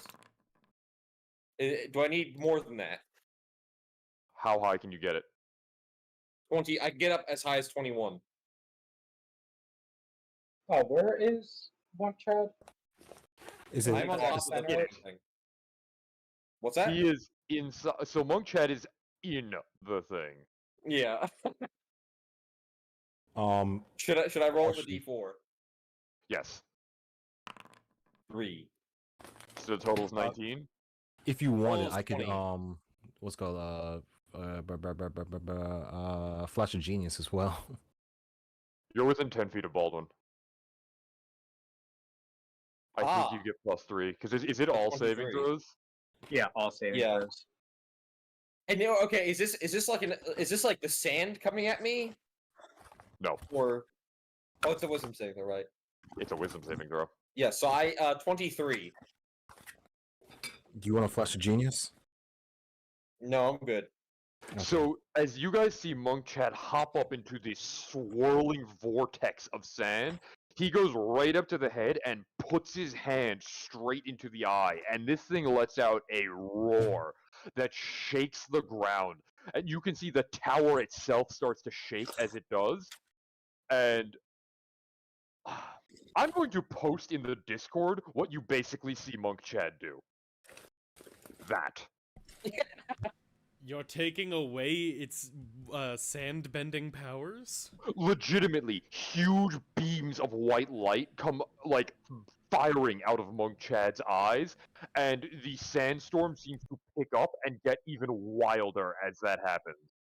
I need Monk Chad to give me a... what's it called? Dex saving throw? It is a Constitution saving throw. Oh, yuck.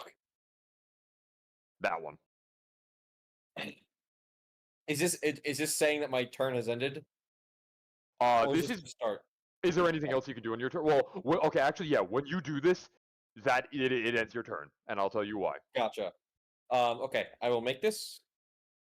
12. Hold on. So a 18. Oh, I did it! Wait, 8? How is it 18? Because +3 from the 1d4 from Justin, and then +3 from Connor. Yep. Gotcha. Okay. So I just barely make the threshold.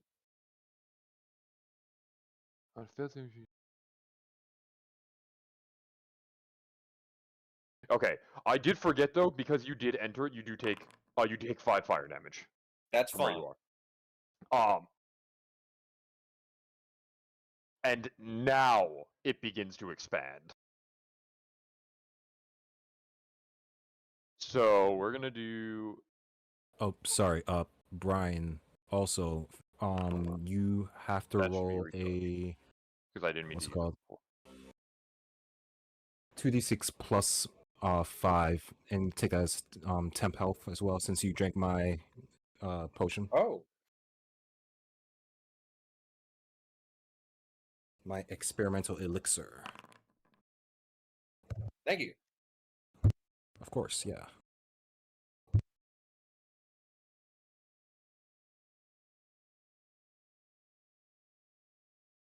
So it's gonna drop this thing right.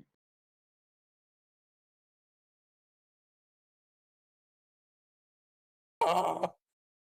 And as you can see, these geysers of sand start to just erupt out from the ground in a line across this thing it kind of is picking itself back up, but you are still like attached to its head. It is not prone anymore. So what actually happened when I did the key thing? For you, you can see all of this happening, but it looks like it is happening in slow motion. And all of the colors of the world have kind of started to dull. And you can see that there are what looks like swirling over this thing's head, you couldn't see it before, is a glowing mote of energy. And it swirls over its head and sometimes goes into its body and comes back out. And there's like this like little wisp of energy that is dancing all around this thing that you didn't see before. Ah. Also, you and Connor have to give me dex saving throws. +3. Damn, good job. So let's see. Yeah, failed save creature half as much on successful save, so you guys will take half damage from this. So instead of so you take 8 fire damage as this thing pops up.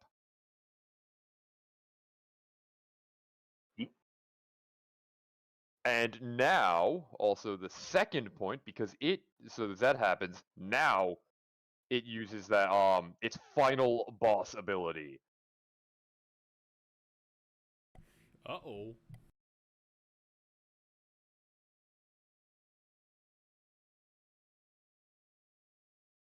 As that entire radius becomes one massive sandstorm.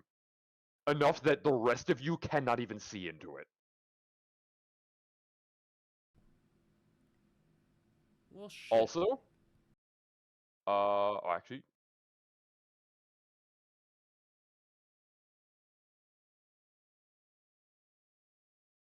now it's his turn. Oh fuck. That was all part of the boss action because it lets him pop the wall up and then create this aura.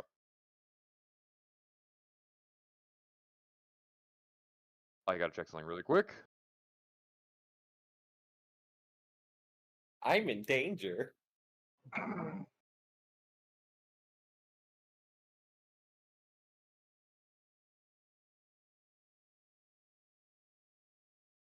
Alright, so for Monk Chad, it is literally going to try and just grab him with its fist.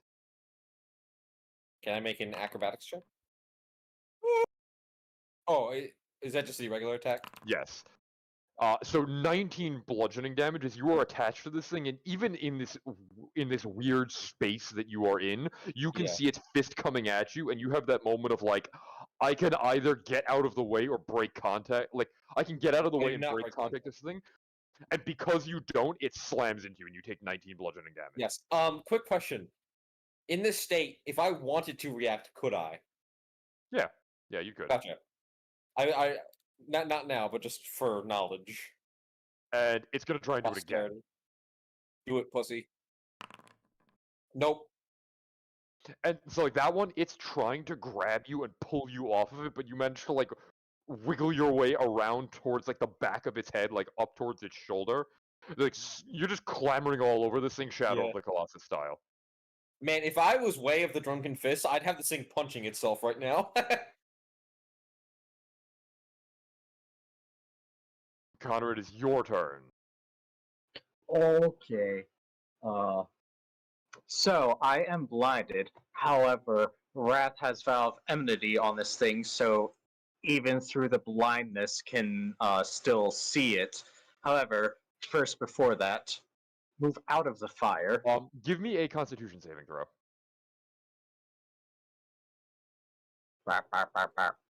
That Constitution saving throw, actually, if you want to just do that.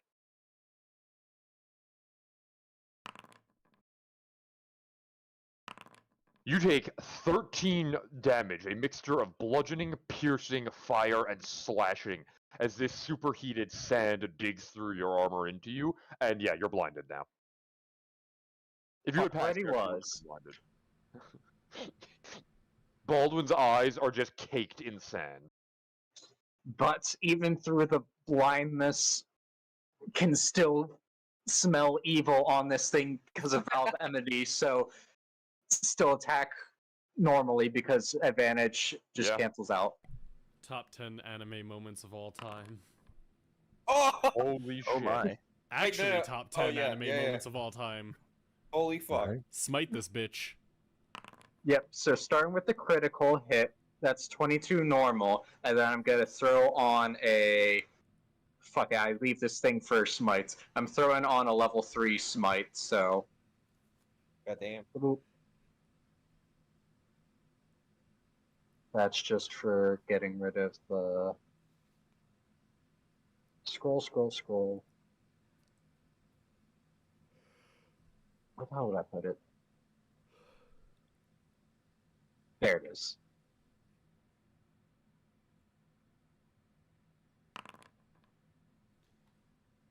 So total, that is 39 on the first attack. Aren't you supposed to double that because crit? Oh, yep. So roll another 48. Nice. So 57 damage. Holy Yep. shit. All right, now attack it again. Yep.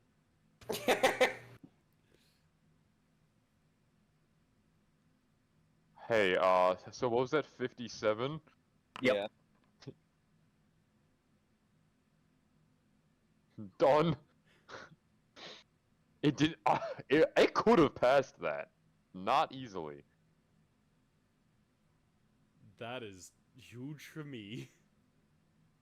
Nice. Alright, second attack.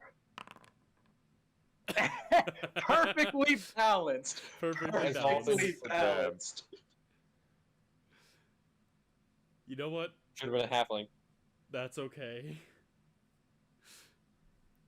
So as you kind of charge through the desert, you can't see shit. You've got one arm covering your eyes, trying to protect what's left of your corneas at this point, and you just thrust your sword out as near as you can. And when you kind of stop and blink and open your eyes again, you can see that this sandstorm has shrunk. Everybody else outside of it can see that it rapidly starts shrinking until it is only the form of this massive thing left that is, there's not even that much sand, it is mostly stone with sand flowing through it, and your sword is impaled straight through its chest, and Monk Chad is still like light spewing out of his eyes, which was enough to kind of guide you to this thing, still attached to like the back of this thing's head.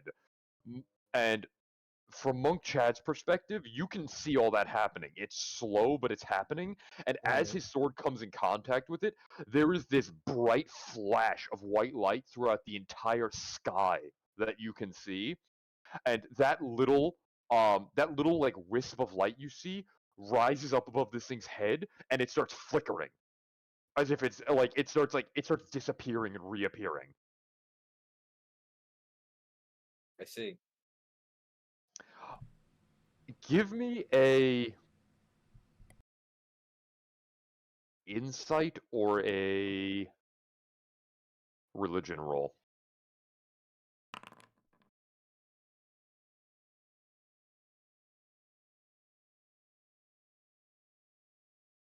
I'm gonna send you a message.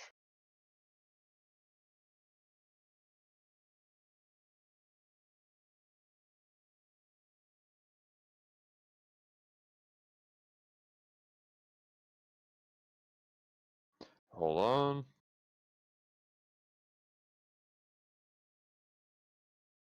I can't spell. Hold on.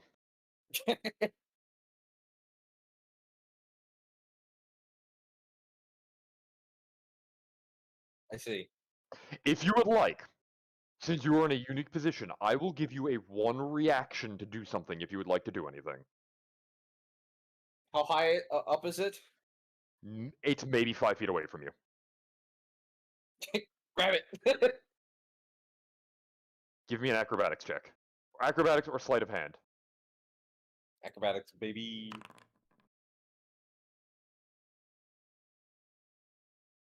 15 was a good number to get. So, from your perspective, when you let go of this thing and you kind of like push off of it, when you move, you kind of leave this trail, this like wispy white trail behind you.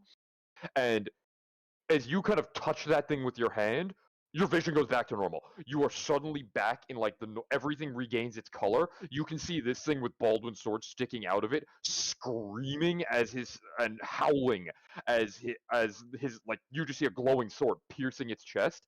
Everybody sees this column of sand erupt out of its open mouth, and it goes up into the air, and it loops down straight at Monk Chad.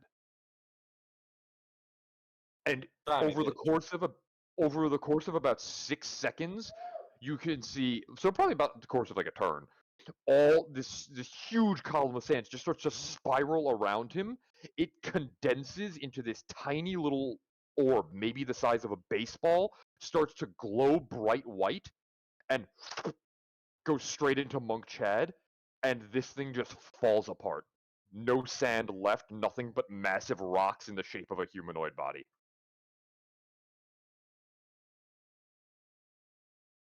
You know what? Hold on, I don't like that. Are Where the methods still around?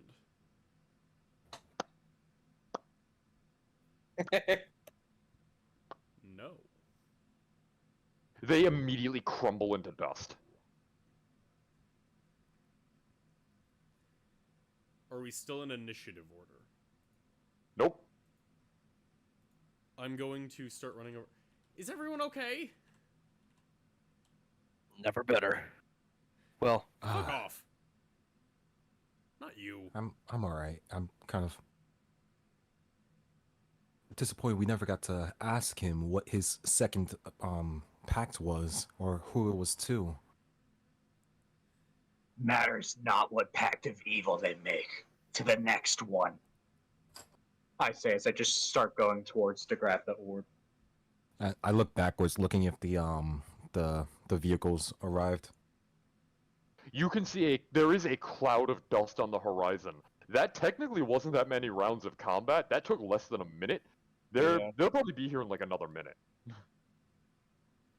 So, do I just have like a baseball-shaped thing in my hand?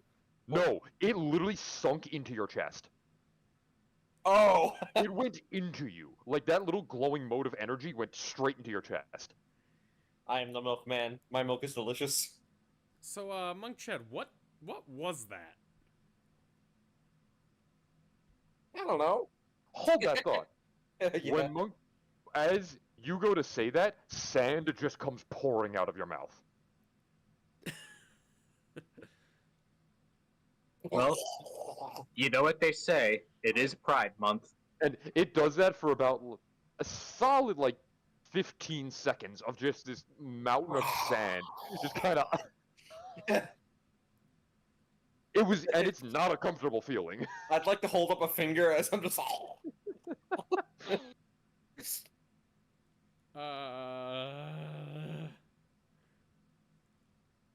are we sure this isn't something he just does? I mean, you At this tell point, me I you've don't known him even for know. longer, but that doesn't seem normal. I don't know. I say see how it plays out. It might resolve itself. It just keeps going. It does stop. It does stop, but it's just as soon as you opened your mouth, it kind of just... and it was just sand. Yeah. Is there anything left of the elemental, like Ralzala? Yeah, if you look at its, the arc, because that is what it looked like. If you look at that, all those big stone chunks, it was these big pieces of stone that were connected with swirling sand. The stone is left over. It's just empty husk of what is left of him. I would like to take a chunk of that for later analysis. Give me a...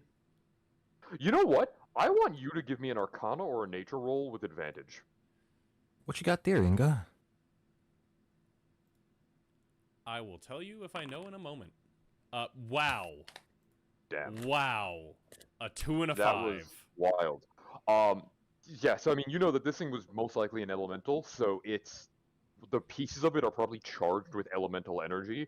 So that's if you need anything with like earth elemental energy, that's a pretty decent resource to have. Yeah, I Can would I like also to give take a one if possible. Yeah, you can I can also break it give an off. Arcana check? Sure.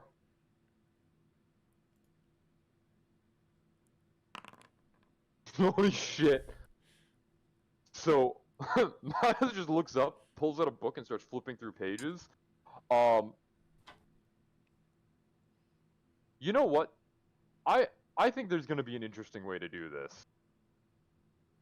Justin, bear with me for a second.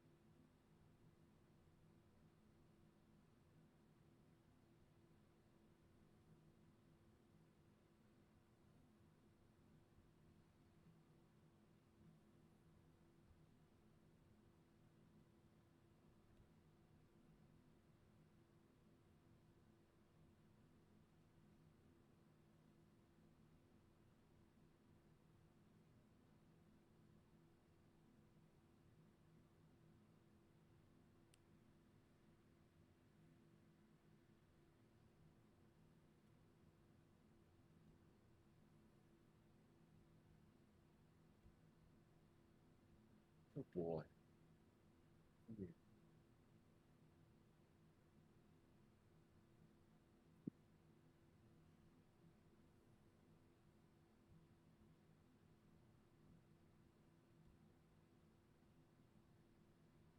Oh, I didn't even realize they went to a different chat.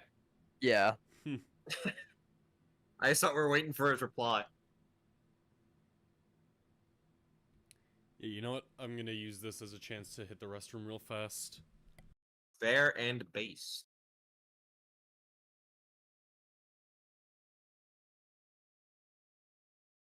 Hi, Okay. Lizzie. Hi, Oh, Lizzie. hello. Zach just got up to go to the restroom. Yeah, Miles He had a little did? bit of a revelation. How could he go to the bathroom when I specifically wanted to talk to him? Oh, really? Yeah, I wanted to like, since he was interested in this, I felt like he would be interested in knowing the rest of it. As like Miles like looks at the rubble and looks at Monk Chad, looks at the rubble, looks at Monk Chad, and is like, "Holy shit!"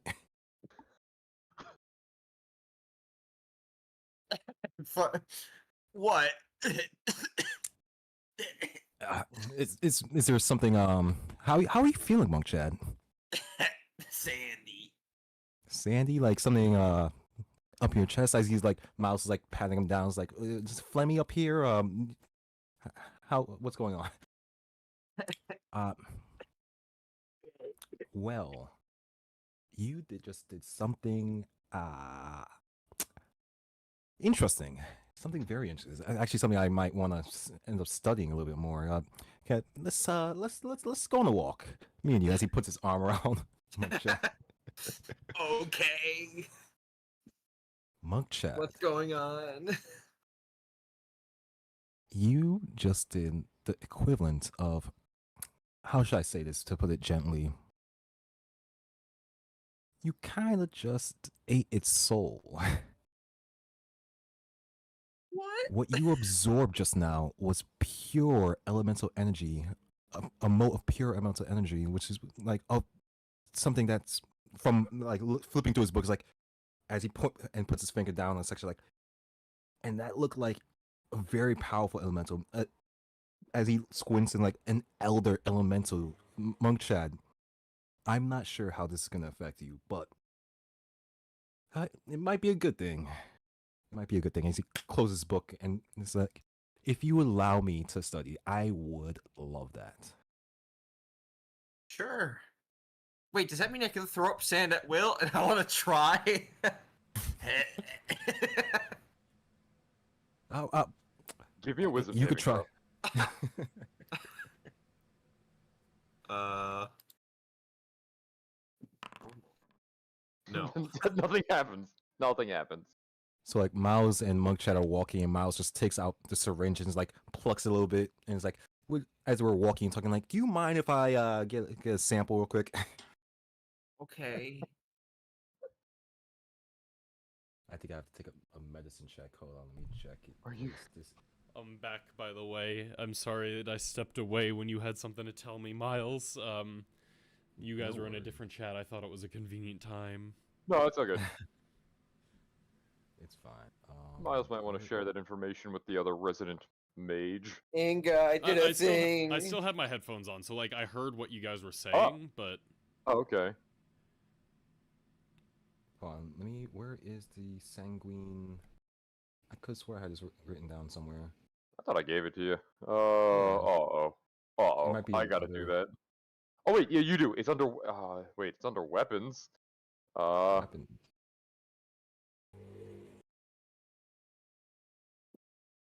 I swear it's yours. What are you trying to do with it? Oh, I was just trying to. I found it. I was trying to get a blood sample. I was just trying to look up. Don't you what I already needed to do. have, don't you already have celestial blood loaded into it? Oh, you right. Let me. Another time, Monk Chat. He'll always have blood in him. that's not necessarily guaranteed. Close.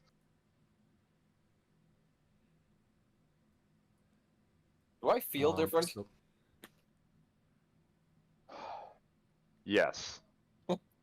It's hard to tell. You don't entirely know how, but you just have the weird feeling like something's off. Something is different. You're not entirely sure what. Something doesn't feel right. It's not like with the coins. It's something else. Also, like, we can get music back in here as for background music, non-copyrighted music. I'll look for. And Miles kind of like relays the information of like to Inga because you had your headphones in, so you heard what I told. Yeah, so I heard Monk what you Chad. were saying. So, yeah, what I was specifically looking for on this thing was a mote of elemental earth, and it sounds like Monk Chad ate it. Yeah, it seems like Monk Chad absorbed it entirely. Not like as Miles takes out like the mote of like fire, Yeah, the because we gem have, of mote. yeah, I environmental. have the mote of elemental fire that I gave you to keep hold of, and I was looking for that of the earth, and I'm like, this is a strong elemental. We can definitely get a good one out of that, and he fucking absorbed it. And like I Miles takes didn't out, he's mean like, to. this What's a is just a snack? fragment of the moat. What Monk Chad absorbed was the whole thing. Actually, Inga can give me. There is something I just realized that could be very relevant here. You can Yeah. give me an Arcana or a Nature check. Can my There's past for this- dealing with primordials help with this? What past dealings do you have? If anything, I'll give That you a flash was- of genius too. Most of it was mostly elemental magic that I was studying when I became a hermit. Yeah, roll with advantage. Because like the Path of the Shepherd is like the elemental, like the primordial, not like the elemental of fire, not the wildfire druid, but it's like That's the fine, yeah. primordial druid. That's fine. Yeah, give me a roll with advantage then. This is Okay, that's better. okay. So Wait. So does he get something extra if he beats it by 25? no. No. Okay, never mind then. No, you don't have to use your abilities. So, this was purely just to notice something interesting that happened. That with elementals, generally, when an elemental is killed on a plane that is not its own, there's generally two possibilities. Usually they kind of explode, or they just kind of crumble into dust. They kind of become their base elements again. There is still pieces of this thing here, which shows that explicitly did not happen. Interesting. So, like, generally, like, if this was an earth elemental, its body should disintegrate upon it being destroyed on a plane that was not the plane of earth. And this one didn't. There's still kind of a body here. Yeah, there's still remnants of this thing, more than just, like, the Monk Chad, what happens if you touch it? I don't know. Should I? Probably not, but please No, do. no. Go give it a shot. Yeah, go ahead. As Miles takes out like a notepad. Such is the fate of greed to always consume more and more. Abaddon! What? You're very far away. I'm okay. We would be closer by this point. Yeah, I know. I What will should say do? that Tem is approached very slowly and cautiously to this thing.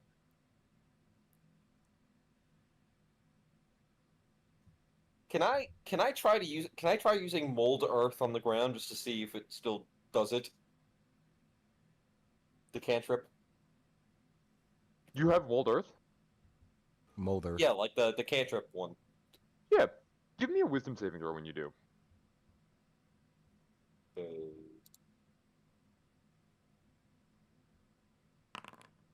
No.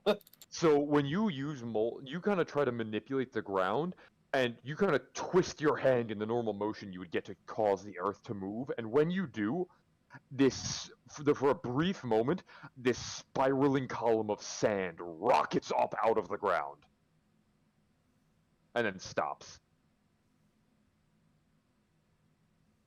Ah.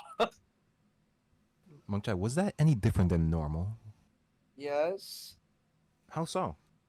Normally it just like pushes I just am able to push some of the earth a little bit away, make like a hole or a wall or something.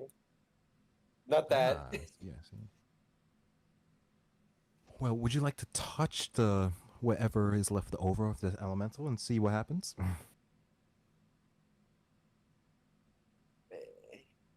I don't know.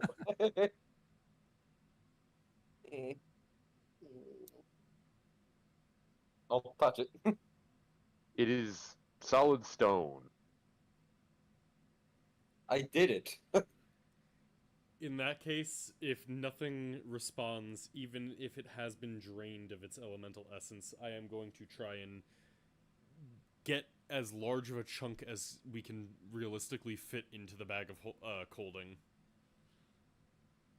Okay, yeah, you can get a pretty sizable chunk of this thing, break it off pretty easily.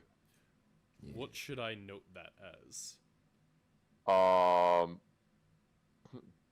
Like, I'll just piece put, of like, remains of Ralzala. Yeah, that works.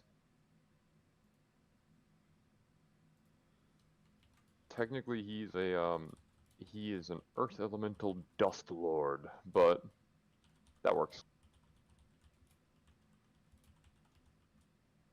And Okay. Inga, does Elder Elemental, does that mean anything to you?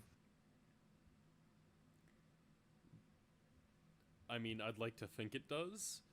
I mean, yeah, what? That's like that's the kind of thing. There's not even a roll needed for that. Like you would just know that that generally the older an elemental gets, the stronger and stronger it gets. Sometimes they're just created stronger, but there is a hierarchy to them. So things like genies tend to be like higher level, like they're more powerful than other elementals because they're older or they're created from like more powerful souls. There's a couple different ways that they can be made, but they are the ones that kind of rule it. Elder elementals are not as organized as genies are. They don't have full societies, but they're more powerful. They're more powerful than the average genie, but not as powerful as a genie lord. So like they can't grant wishes or anything, but they're strong. They're real fucking strong. And old. Yeah. I mean, these things are basically superpowers. They are amongst the strongest of the elementals, even if they aren't necessarily organized as such. I would, if Monk Chad really absorbed all of it, he just absorbed a very old, very powerful energy.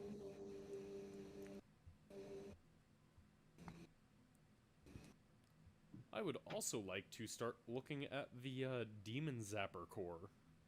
you can see Tem is kind of sitting by, and he's tapping that big orb with one of his claws. And when you kind of come over, he turns around, and he kind of just looks at you all, looks back at it, and says, We're sure it's not operational, right? I mean, you were just able to touch it without going boom, so... Yeah, and the power source Unfortunately is for us, it out. appears so. and you can see he kind of scoots back a little bit and goes, If you want to get it, let me know when you get that core out. I will attempt to grab the giant orb. It's big. This thing is it's like 5 or 6 feet like wide on each side, and it's this big crystalline like orb. Can I identify anything about it before we start moving it? Give me a perception check. Oh, nope, not performance perception. Only Kana?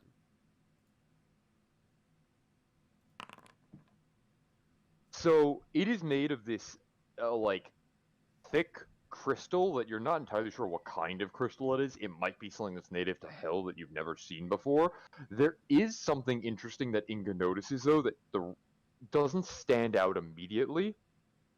Running horizontally across the middle, there is a crease that goes along the edges, and you realize that might actually be 2 pieces stuck together. Interesting. It's multiple pieces. Might be easier to move if we break it apart, but I don't know what the ramifications of that are. I think we should keep it whole and just deal with the encumbrance. Chad. Miles sorry, goes go to ahead, his. Oh, I was gonna There say you go. Miles just goes to his bag and like grabs like rumbling and picks out a vial. Like I could try to make it a bit smaller because I look at it and I see like the vehicles coming along. It's like they should be here in about a minute, and this reduce potion would last about a minute too. So Can't you? Enlarge and reduce has to target a creature. it says creature or object. Yeah, It creature or does. object. Yeah. Oh. Please describe to me how. Okay, I guess you could pour it on top. Yeah. Yeah. Oh Are shit! you, I didn't are know. you using that? Yeah, just to get it out of the machine and stuff, and Give then me an Arcana check. This is for Miles specifically. Damn. All right, 20. That was okay. That's what you needed. So you can see that with this spell, with this enlarge reduce, there's technically 2 objects here because there's a top half and a bottom half, and you have seen the controls to lower them. There are controls to release this thing, and there's also controls that they're attached to this tower with 2 sets of arms. There are controls to separate it, to like pull them apart. there are controls to separate. If there are So there's- controls for that, Yeah, so there's like 2 separate ones that you basically, if you wanted to, on this complicated like set of control panels that are on the base of this tower, you could release this orb from the clamp that's holding it in place, or you could also like pull the 2 apart. so what was the first thing? I could release it from the clamp, Yeah, you could or I you pull could it let apart? go right now and it'll just release both of them, or you could actually move the 2 separately, so that way like you can raise the top one and lower the bottom one to split them. I mean, if it's, as Miles starts thinking to himself, if there is a mechanism to release it, that means that it should be safe enough to open up, because whoever's operating it, as he's like going through the motions of it, and he's like, what is inside? And it's like his curiosity gets the better of him. He wants to see what's actually inside of it, so he releases it, and like top and bottom open up. So you just pull the lever and split it? Yeah. So as the top begins to open, you can see that there's cracks of lightning that jump between the 2 pieces, and then you hear this loud click, and the top kind of begins to move, and there's this hissing noise that escapes, and there is a low white fog that kind of seeps out of this thing, as if there was a gas contained in there. And There's something alive. inside, there is a figure. Fuck. No, it's fine, guys. It's now fine. we're Don't worry about it. morally Arms- culpable.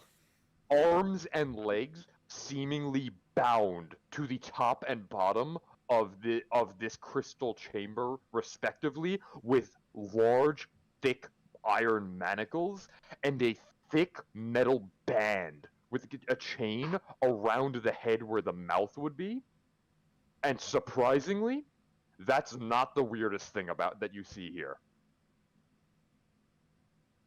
What the is? weirdest? That is the figure you see. Can you Oh. do like the right click show portrait?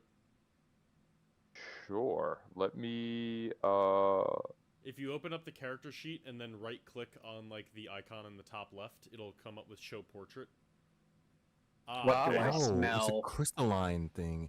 Oh, it's one of these things. Ah. It is a member of the crystalline race that you have seen one of before.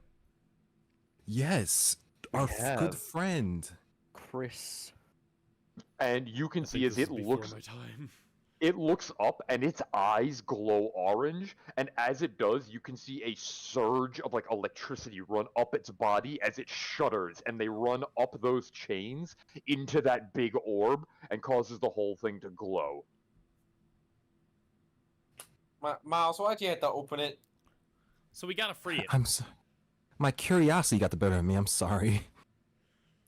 Miles, but- you seem to know the controls. How do we free it? As Miles looks along, he's like, I think we just have to get these chains off. Wrath As he like pulls out looks. the hammer. As Raph pulls out the as hammer, he- I'm going to absorb elements. Protection from energy on. Oh no, he doesn't need it. It's Raph. Never mind. And when he pulls out the hammer, you guys just hear a As Miles goes on, like, it's okay. We're gonna try to free you. As he's like pointing toward the chains, and he's like using like sign language, like not sign language, like putting cannot hand to understand what he's fist, saying. hand to fist, hand to fist. Look, point to chain, hand to fist, hand to fist.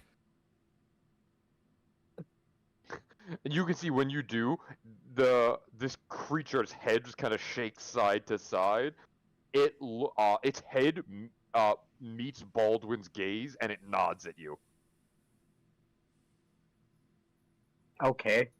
I attack the chain. Give me an attack roll.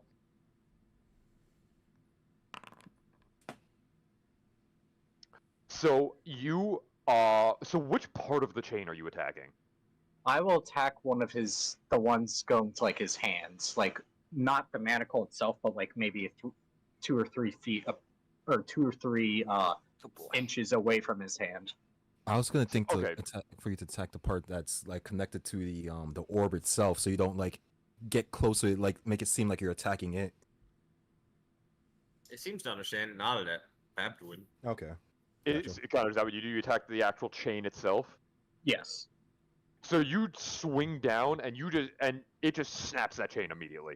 That hammer cuts right through it, and that frees one of its hands, and you can see it kind of like lift its hand up and clench its fist, and then it looks down and it points at it points downwards, like at the crystal thing that it's tethered to. Uh-huh. And and then as it does that, it keeps pointing. Then it looks back up at you. I'm just And gonna it- like ready up my hammer and like look at it. And it nods again and points down at this big crystal orb underneath it. Well, looks like it's time to go slapping, boys. Give me a damage roll this time. It does double damage to Yep. so crit it. Yep. As you hit into it, a big crack forms along it, and that starts to like these spider-like cracks start to run throughout the bottom of this crystal, and it nods its head. You hear, I'll do it again. make another attack roll.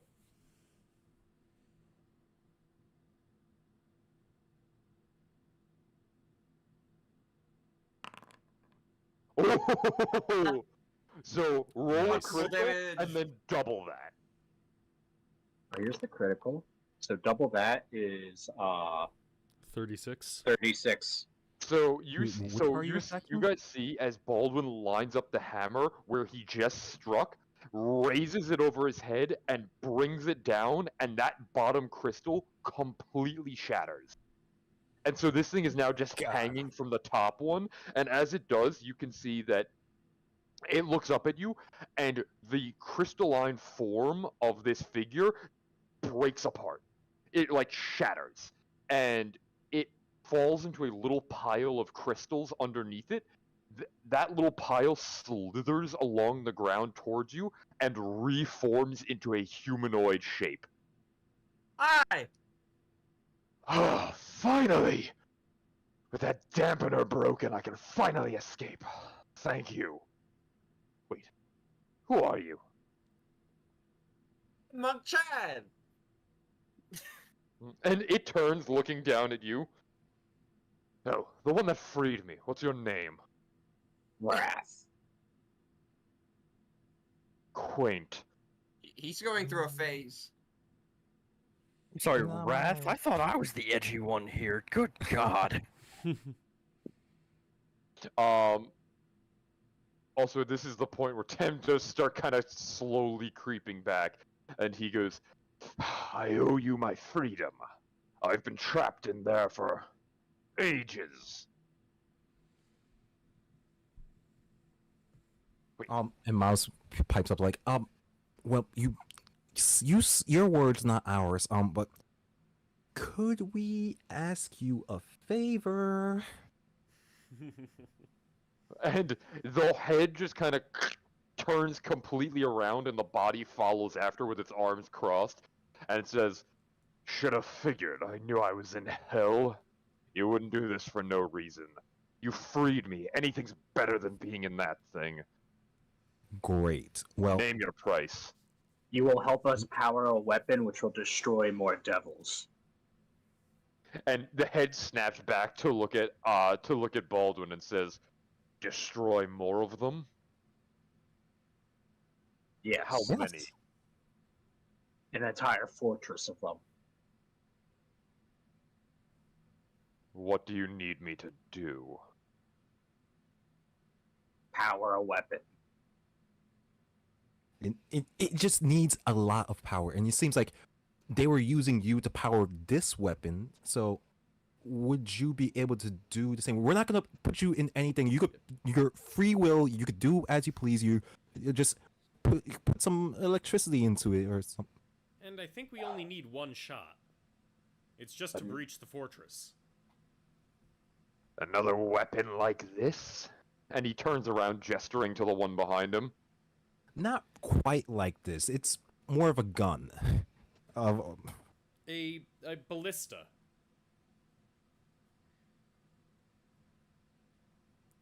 Apparently it's the only thing strong enough to breach the hull of one of the flying fortresses. And it requires a massive power source for the first shot. See, the only difference between this and that one, like the biggest difference I mean to say, is you're freely going to be the one choosing to do the firing. So, He looks back to Baldwin and says, "You said it would kill more of them?" Yes. You freed me. I owe you a favor for that. I'll power your weapon and you can keep the favor if it kills them all. Oh. Won't complain It's, about it's a that. prison fortress. And Just you can get a see nod. as he kind of like shakes his arms off a little bit, and little pieces of him start to kind of flake off, and swirl around him, and you can see it looks like he's forming like clothes out of more of his like crystalline pieces of himself until he's wearing like a full like hooded robe, kind of like what Chris wears. Oh, Oh, he And- looks. Sorry. And you can see he kind of he like lifts up one of his hands, and you can see him kind of like flexing his fingers, and like it almost looks like he's like getting used to like this body again. Like you can see he like stretches his arms out and moves all of his fingers one at a time, and like it seems like he's like testing what he can do right now. We have a friend that's like you. Yeah, his name is Chris, back in Mendelia. There is another. Yep. Well, he's green and you're red, but you look very similar. And back on the material plane. Worth noting that. What is his name? Chris. No, not the human name, the shard mind name.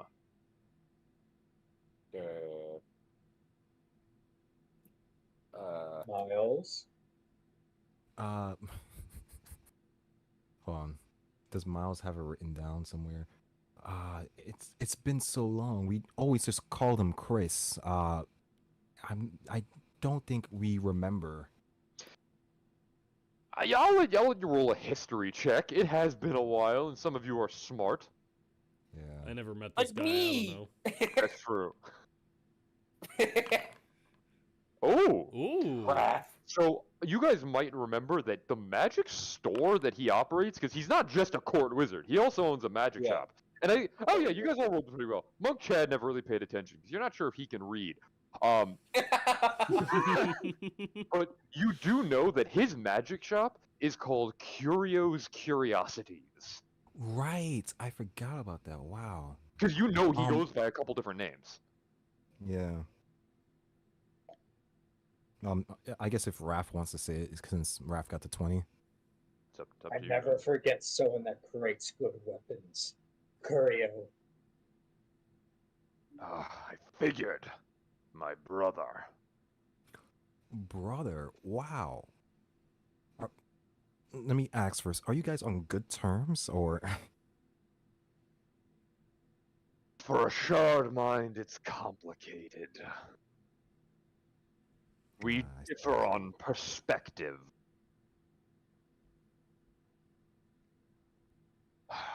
I didn't think I would see my brother again since the shattering. You said he's on the material plane. Yeah, we're good friends with him even. Yes, and I believe he was incomplete. He was looking for our help to get some of his pieces back, and well, we never did. We never got the opportunity to. We were going to. Typical. And you can see he raises his hand and he opens his hand to you, and you can see in his palm there is a how big? Like I'm trying to think of like maybe like 4-inch wide, like a good chunk of his palm. His crystal, he's red, but the chunk of crystal in his palm right now is emerald green. You have it. Always have. Now, I was told something about a weapon that was going to kill a lot of devils, and I'm itching for revenge. Then Right let's this go. way. What is your name again? Aerith.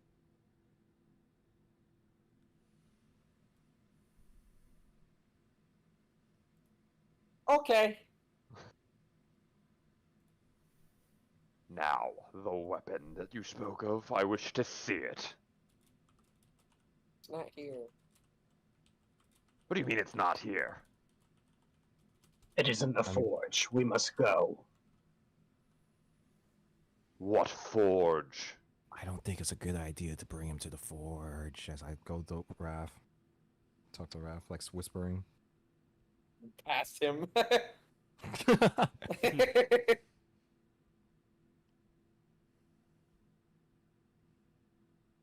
What forge? Something tells me you already know which one. You're working for Bell, aren't you? No. We're not working for him. He is doing us a favor so that we can do what we need to do. We've employed his services. Our Because focus, who else hates devils more than another devil, you know? our That's focus vile. is killing devils. If they are willing to help us in that task, then we will use them as a weapon against their own kind. And you can see it looks literally over Monk Chad at Tem, who's kind of sitting in the back, and says, I see you've already fallen in line with their kind, and you trust them. Absolutely not. I like him. Working with them is bad enough. You're fools, but if you have a weapon, I'll take it. Fine. I'm not entering that forge again. The last time I did, I ended up in that. Then you shall not. Bring the weapon to me once it's ready. I have power to reclaim.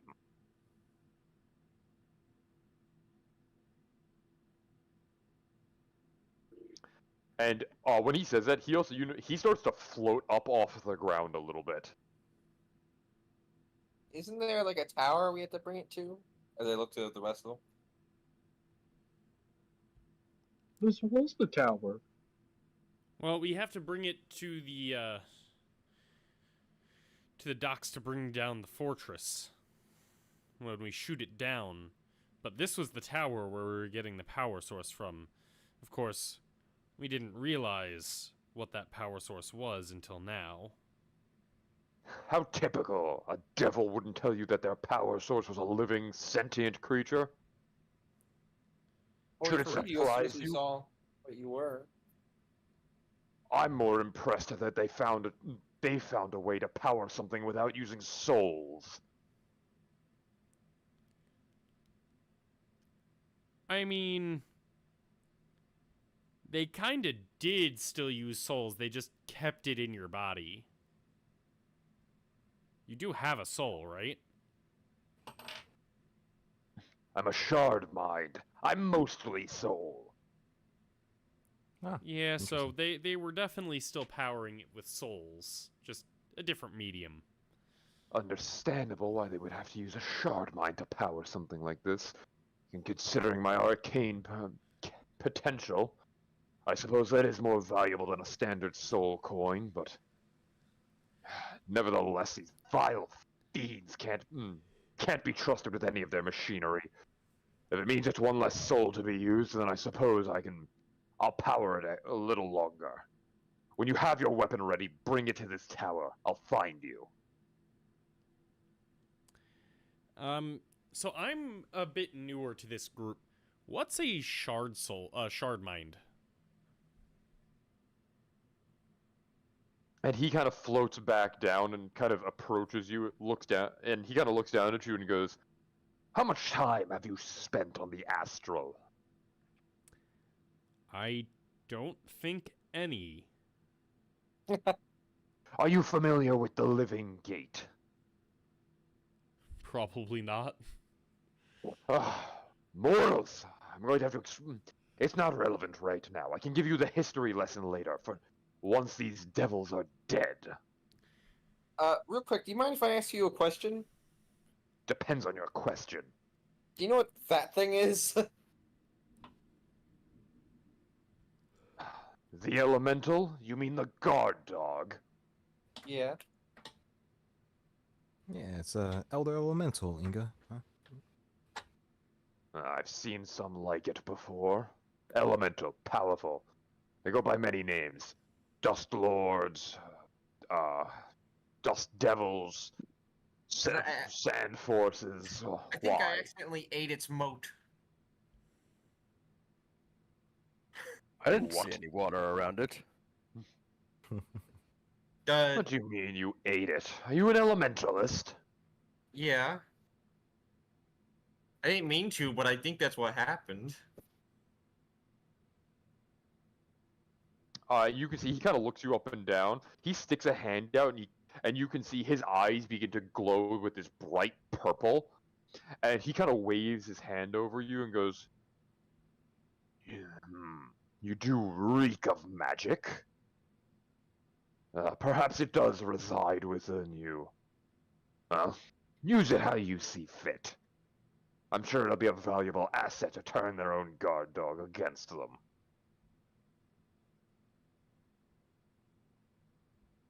Earth! I just like put up my hand.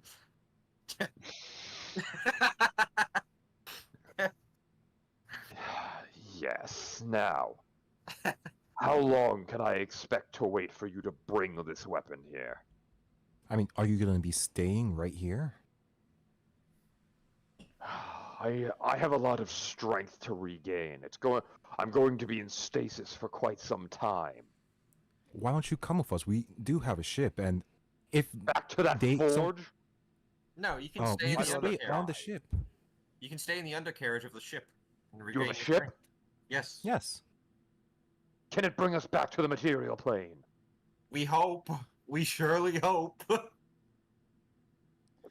We haven't figured it out yet, but we believe that it can. It was once I mean, a the ship is from the. Oh, I'm sorry. No, Continue. go ahead. You know Yeah, more no, about the he ship has a than I point. do. I mean, the ship is originally from the prime material, so hopefully it can make its way back. It is a. Where is it? Spelljammer.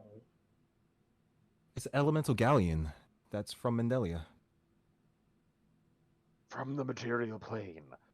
And they brought it to hell on its own power. Yes. With an but elemental. With an elemental, but the issue is that the Styx has corrupted it somewhat, so we have to figure out a way to get rid of the corruption so that it could get out of hell.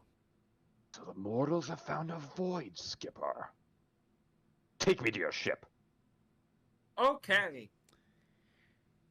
Can I'm do. gonna go get some hot fries, baby. Our ride should be arriving shortly. Yeah, they do pull up pretty soon after this. And Raph as is just they gonna take his place on his throne on top of the war machine, just be like, the battle was glorious. You should have seen it. Now back to the ship. wonderful. More soul engines. Great. So be it. Lead the way. And he'll kind of like float behind one of your ships. One of the what's it called? The war machines. And Pat, Yes. as they're kind of boarding everything, Tem kind of leans into you and goes, Are you familiar with what that creature is? I believe we met its antithesis on the surface, that being its brother. It's dangerous. Are you sure you can trust it? It was probably trapped in there for a reason. Well, I don't think we have much of a choice of whether or not to trust it if we are to power this weapon. We're not about to go through all of this trouble just to leave it behind. We could have left it in that capsule. Well, this is what pleases the elementalist, the monk. Let's just let him have this one. We found one before that we have been able to trust. We know they're capable of it, even if this one specifically hasn't earned our trust yet. Fine, but be on guard. When are we not down here? Literally everything is trying to kill us. and you guys will have no problem getting back to the ship. Nice.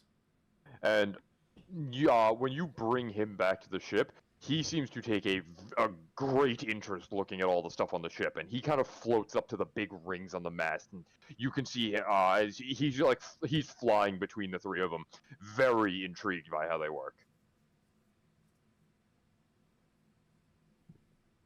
Do you think you'll be able to find a way to get this functioning back to get us to the material again. I could, but it's going to take time. And that's something that I would like to do as quick as possible. So if there's another way out, I say we take it. Well, Charon said if we tell him any destination, he can take us there. So if we just say the material plane, obviously he'll just take us there. As he kind of just leans Have over we the wheel. tried that? Sharon, can you take us back to the material plane? The Styx doesn't connect to the material plane. Unfortunately, we're restricted to the 9 hells. Unfortunate. I suppose with enough work, we could also go to the dreaded layers of the abyss, but I wouldn't recommend it.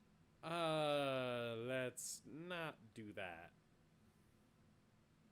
Do you have a destination in mind right now, though? The Forge. The Yeah, weapon let's head back to the calls. forge. Do you have a time limit? Now. He looks to Miles. Is this correct? Yes, and then we can head off now. Then I will get us there as soon as possible.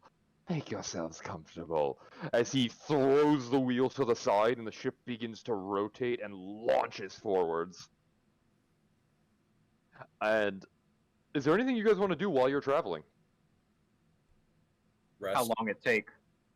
He'll tell you he can get you there in 20 minutes.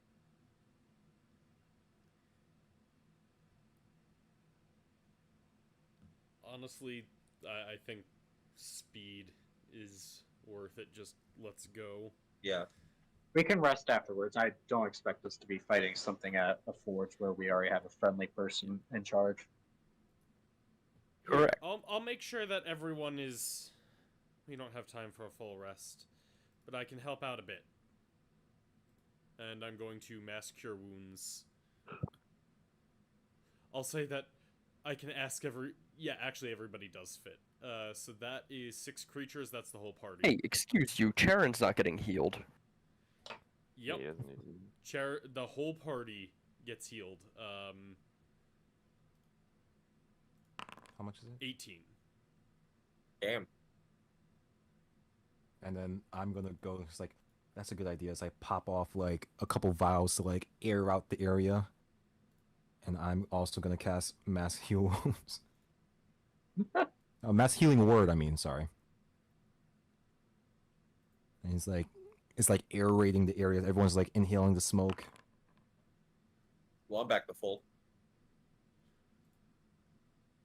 I am now feeling much, much better. I was back to only a few hit points before the short rest, where I had gained back 58 hit points. Oh shoot. But now I'm feeling pretty good again. Okay. Is that all the healing you guys are doing? Yeah. Well, Okay. actually, I thought, in the spirit of airing everything out, I was going to also sing a song. No, I'm not actually. Because if you want, you can arrive to the forge, no problem. Yeah, I think Let's just do it. after the healing, let's just head straight to the forge. Okay. So obviously, the new shard mine that is with you he doesn't want to go anywhere near the volcano. We're not asking him to. Are you bringing any of the war machines with you, or is it just you guys going? I guess it could be. I guess we could bring the war machines.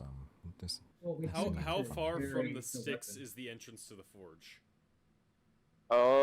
With the war machines, it would take about half. It's gonna take like 20 minutes, 30 minutes to get there. So it's you. Didn't we have to put it on a war machine anyway? Yeah. Yeah, Yeah. because we need to mount it on the we need to bring it back on the demon grinder, I think we said. Yeah. Question for Vinny. I'm not sure if you noticed what I wrote down, but Miles was attempting to like see if you could fit the other crystal into his bag of holding. Did he? What crystal? You said that Connor shattered the bottom one. I thought you said there was a Oh. top one that was still there. Yeah. Yeah, there is. At the time I wrote that down, I was gonna try to fit it in. No, it's how massive. difficult is it? We're talking. This is a hemisphere that was big enough to contain a humanoid creature. It's big. Since I It's already it's 5 feet across. Like your bag doesn't open up that wide. gotcha. Since I already cast the enlarge reduce spell, like, could I have at the time just use it on that instead of trying to put it on the entire crystal? Since I didn't do that. You could house. Okay, so But won't that just that might enlarge still be later big. on in the bag of holding? Yeah. Yes. Never mind. I feel like then. that's a great way to get us stranded in the astral plane. Yeah, never mind. Instead Miles would have taken like pieces of the crystal that was shattered, Okay. Yeah, you can take a handful of them. because I'm pretty sure he said that was a dampener or something like that. Yeah, you did. Okay, thanks. So, if you guys want at this point, if you're going to take the war machines there, Bell's war parties know you, and when you guys dock, some of them will actually escort you to the forge. Nice. I'm okay with that. So I will do this, because this is the only map I have for this. And I will bring you guys back down to the forge as these war parties, they tell you guys to like park your war machines outside, and the all of the were creatures basically say like, well, we'll stick with the war machines because they'll make sure that these devils don't take them, and also they don't want to go in there. But Nice. the devils kind of usher you guys in, and this time Tem goes with you. Should sometimes he someone have doesn't. He stayed exists. back on the ship with our new friend and Sharon? Sharon's got it. Yeah, he's not gonna I go don't any. think He's Sharon's not gonna much of go a anywhere. fighter. I mean, Sharon's not gonna go anywhere, but if the guy tries to overpower Sharon or something like that, it's fine. Never mind. I can stay back. He promised me a history lesson. Do you actually want to? You don't have to. Miles does make a good point, and I think in character Inga actually would be willing to do that. Then I'm putting you on the other page. No, Yeah. I'm not gonna do it. That's too much of a hassle. Yeah, I'm also Alright, streaming the party, so maybe having me on a different map than everybody else yeah. would make that not as good. Yeah, for the stream, instead just put on like a 2-hour podcast about like the astral plane and then leave to another chat so you can't hear, just to get that really in the moment character, because you're not here. I mean, I would. So as you guys are ushered back down into the volcano layer, past all these fire giants and devils that are hammering away on their anvils and smithing stuff, you are brought back down to Bill's throne room. And as you guys kind of come down that spiraling staircase that winds down, Where's the fire giants? not you. They're dead. I got rid of their tokens because I didn't need them anymore, but they're there. You're not fighting them, and they're taking up valuable space on my hard drive. Fair enough. Here you go, fire Yay. giants. Oh god, Okay. you ruined my drawing. Here you go. There's the fire giants. These ones just happen to also look like gorillas. All right, everybody, dicks out. And Bell kind of swivels around on his throne towards you guys, floating above you, and you can see he kind of like taps his fingers along the edge of the skull carved into his throne, and he kind of like leans over a bit, looking at all of you, and you can see him kind of like raise a hand and point to each one of you individually, and you realize it looks like he's counting you, and you see him kind of shrug to himself and go, I didn't think you'd be back so quick. Do you have everything you need? We have the power source. We left the weapon with you. We would like the weapon back now. I've made my modifications to it. What do you mean by that? What modifications did you make? With the power source properly installed, it should fire optimally now. Can Miles take a look at like how the installation of the power source is set up? He doesn't have it here. The weapon's not here right now. It's in a different Okay. workshop. Gotcha. And okay. All right, I'm not gonna say anything. Now, to fire the weapon, we're going to have to install it on one of your war machines. The recoil is going to be far too large for it to be fired free. I take it you still have yours and you haven't lost them yet. Yes, the large one will take it then. My forces inform me you have a vessel traveling on the Styx as well. Yes. If you so choose, I could install it on there as well.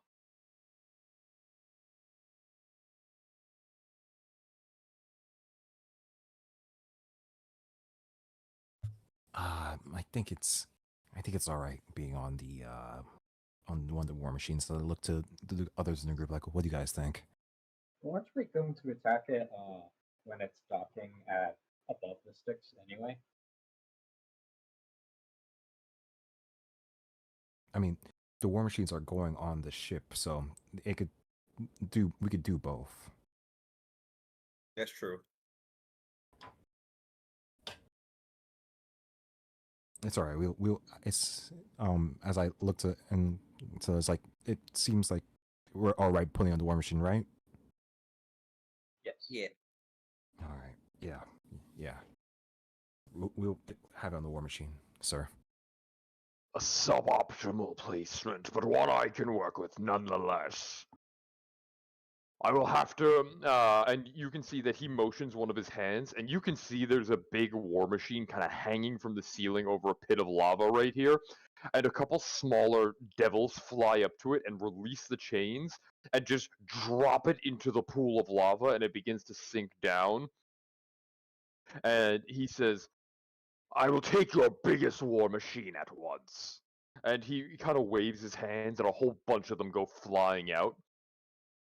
And and as he turns his head back to you, saying, I hope you had another way to get back to your vessel. I mean, we Yeah, have our we have smaller another. ones. Good. It's going to take time to install the weapon on a platform that small. I may have to make some modifications to your war machine to get it to fire. Unless you're okay with it tearing the hull apart when it does.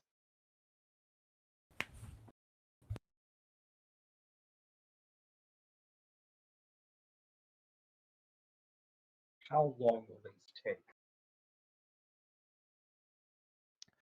Based on the size of your war machine and the improvements I've already made to the weapon, I will need about 18 hours to get it fully operational with a power source installed. I'm gonna nod, look to the rest of the party, and just say, then in 18 hours we will be back. That is acceptable. Leave us to our work then. My forces will see to it that when it's completed, you're made aware. I'll just nod and head out. and he kind of brushes his hand away and goes, "Go on, you go now. Leave me." Okay. And so you guys want to just kind of head back to the boat then on the smaller war machines? Yes. Yeah. Yeah. Or we stay here at castle and rest. Or we rest on boat. Boat more dangerous than castle. But Boat alone with Castle. stranger and Inga. Boat Boat not nearly as hot as active volcano. Correct. I'm still failing to see the problem. You are the only tiefling here. You're not phased by this as much. They will be. Alright, fine, you fucking pussies. It's not even that hot. I'll move you guys back. And this war machine, It's what, 130 degrees? Nice spring day. As you guys Celsius. so that's the whole shattering and the history of everything that has come before, and wow, really interesting. I mean, I can give you the actual lore behind that stuff I mean, if you want at some point. I would like that, but I'm not gonna drown out everybody else's time with it right now. No, I'd also have to write it up. But you get a very long-winded explanation about the great shattering of the cosmic mind that was the living gate, the barrier between the material realm and the far realm, and the breaking that occurred during the birth of the first gods, things like that. Dude, after all this, you should write a book. It's a lot of it is much bigger than it's very big picture for what Inga's used to dealing with. But yeah, the rest of you get back. You just see Inga doing the 1,000-yard stare as Aerith is kind of pacing back and forth on the deck of the ship. And when you guys pull up with just the 2 war machines, and you board back on, he kind of comes over to you guys and goes, "So where is it then? Where's your weapon? You said you would have it." It is being installed on our war machine. In about 20 hours, we will make our strike. Until then, we have time to rest up or kill more devils. I prefer one, but I will not force it on the rest of you. 20 hours, you say? Yes. Do you have quarters below the ship? If I go into a Yes. stasis now, I can regain much of my full strength in that time period. Your weapon should be all the more powerful if I do. Then go. We need this weapon as powerful as it can be. I think we could all use a little bit of rest at this point. Your hospitality is appreciated. And he snaps his fingers, and you can see he breaks in. He literally just shatters into a bunch of tiny little pieces, and like a swarm of insects, they kind of arc up through the air, and they go down into the lower levels of the ship, like through some of the grates and stuff that are all in the floor, and he disappears through them.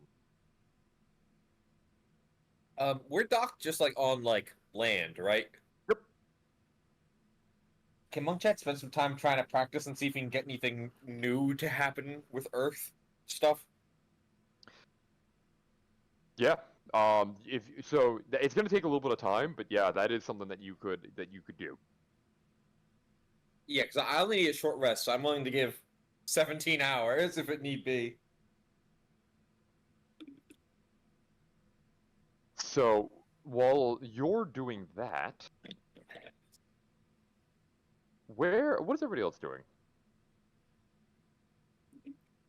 I can Sleeping. take a watch, but I desperately need rest. I'm almost tapped out. Wrath is gonna do some meditation, but angrily.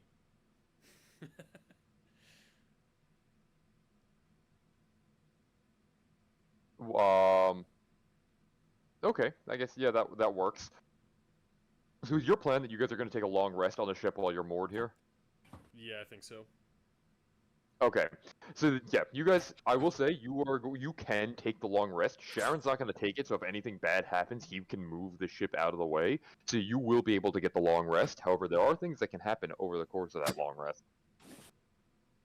For starters, Monk Chad is doing a bit of practicing. Yeah. So, can you give me a wisdom saving throw? Fuck. So you haven't exactly got the hang of it yet, but wait, you said you only need a short rest, right? Yeah. Roll advantage, because you're spending a lot more time than you would normally need for this. Dude. Fuck. It's gonna take some time for you to get used to, but you know how when you fought Razella, he had those swirling dust devils surrounding him? Yeah. You think you might be able to do that. Oh. You're starting to get the hang of it. You kind of did it once, and as you kind of like throw air punches at the shore off the side of the boat, you're not able to keep them up, and you're not doing a good job concentrating on them. But it seems like you're starting to get the hang of conjuring those little dust devils. Gotcha. And if you kind of realizing that that's definitely something that you have the potential to do, given enough time and practice, you might be able to do more than that. Gotcha. And doing better on these wisdom saves might reveal more information. Yeah, I have +4 and I've been doing shite. Yeah. So as for the rest of you guys are kind of taking your rest down here. Some of you are sleeping and meditating and whatnot. Connor, Yes.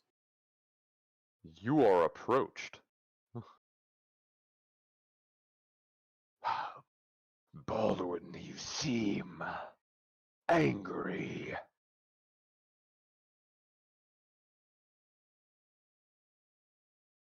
Baldwin is gone for now. I'm all that's left. Good. Then let's put that to use. I think that we have plenty of time now. The goals of this group may have aligned ideally, and I think we can both get what we want.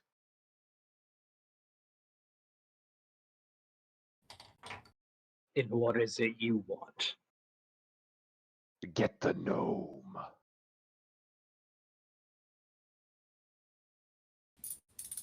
All right.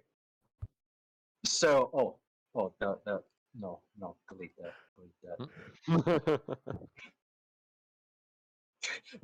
Just Inga's having a little cat nap. The door slams open, and you just sees that face in the darkness, heavily breathing. Wake up. Baldwin, can I help you? Come. Okay. It is Pride Month.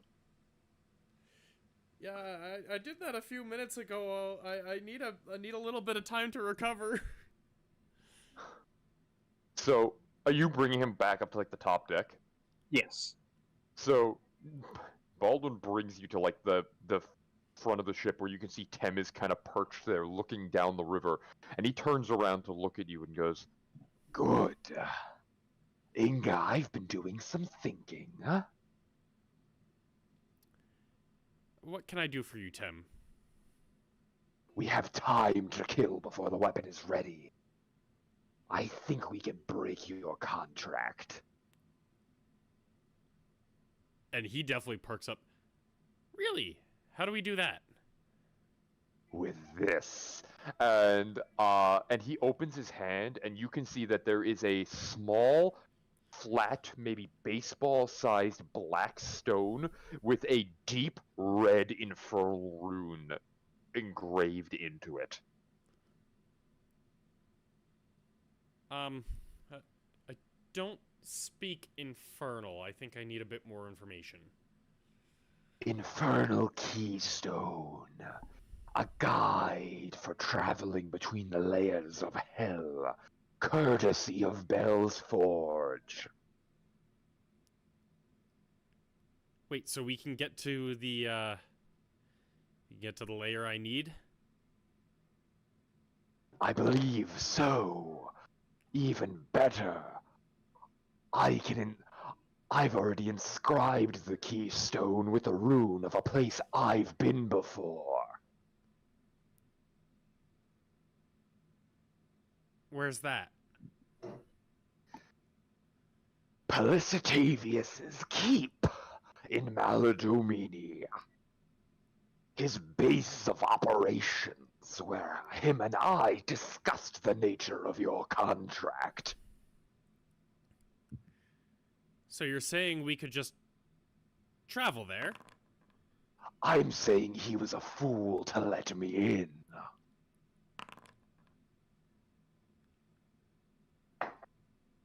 All right. And we could travel there, but there will be a price to be paid. What's the price? We need access to a gateway.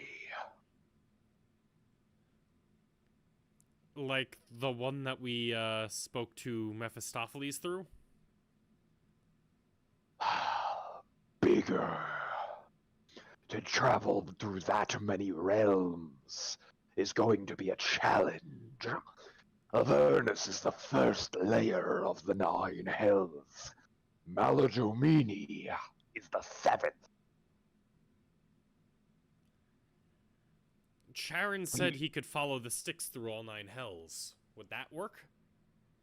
He would get us there, but I think I can get us into the court of Pelicetavius immediately. Alright, what do I have to do? We need to go to the Arches of Ulak and gain access. The infernal warlords of Avernus use the arches to transport the entire armies between the layers of hell. It's not easy for a mortal to gain access, but if we do, I can get right where I left the other keystone. And then we can ambush Pelicetavius. Indeed. You can bring your war machines if you'd like.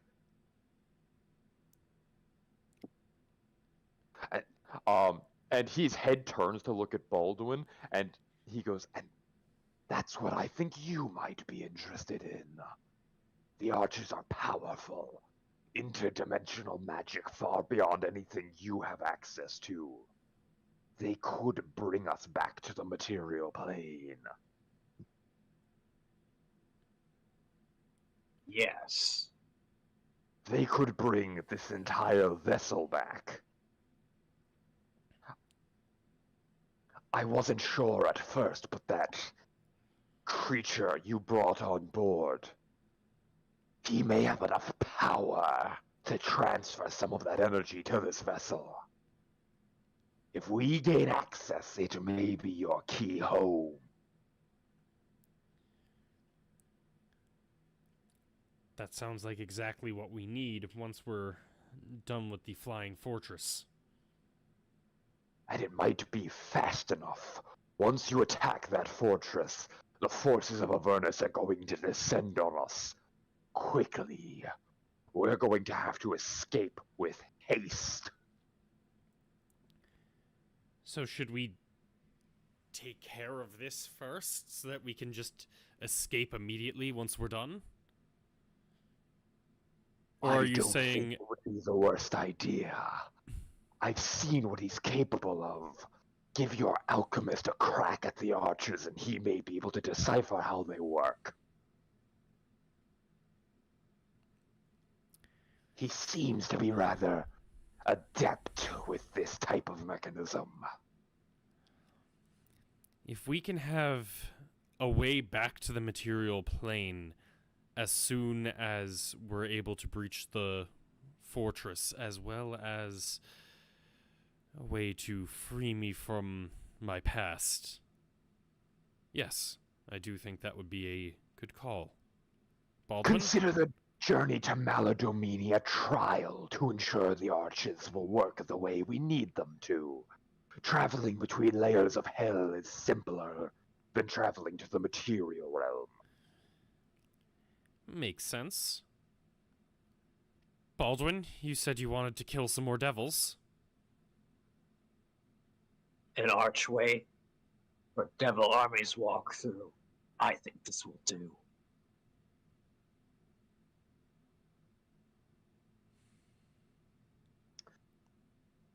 I know Abaddon will agree to the plan, and should I be worried about the halfling?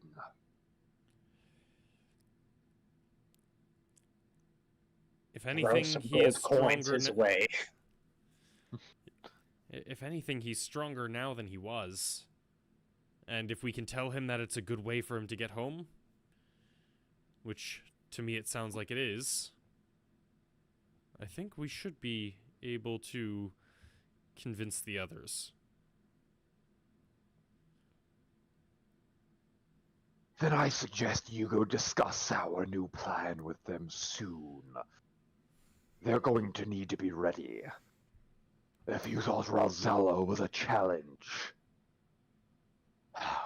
you're in for a rude awakening. You're the only one who said we had to run from Ralzala. Technically, he only told Abaddon that. Oh, true. I guess we were in the middle of a sandstorm. I probably wouldn't have heard that. Yeah. All right. I'll go find the others and fill them in. No. Baldwin should do that. You and I still have business to attend to. Tim, He kind of just looks to you. His head kind of turns to the side, not expecting to be addressed like that. we are going to a prison. Do you know of any other prisoners that can be released? Potentially. What were you thinking? The more they're fighting prisoners, the more of them die, the better.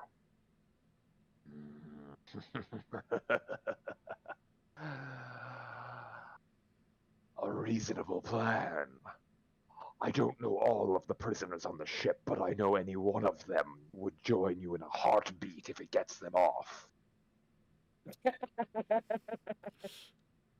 I realize how that sounded. Yeah, I mean, based on the stereotypes, Pride prisoners will Month. do a lot to get off.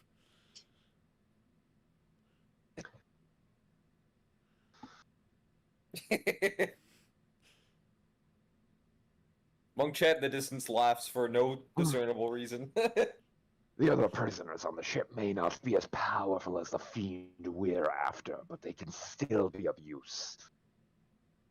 As a valuable distraction. But you, Inga, I am going to need something from you. I am already in your debt. The contract you signed with Polisitavius. How did you sign it? The contract itself. Paper, stone, flesh. What was it? Some sort of parchment.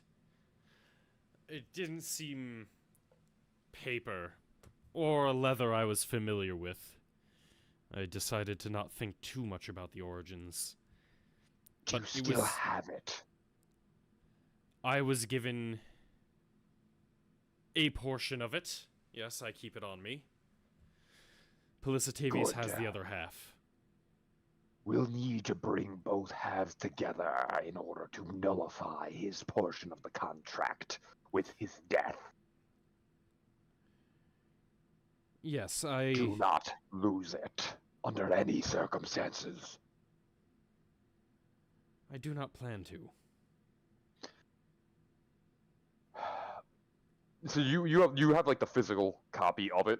Yes, Inga Okay. literally never lets it leave his side. Okay, good. That's the easy part. The harder part is killing him. Your magic is unique.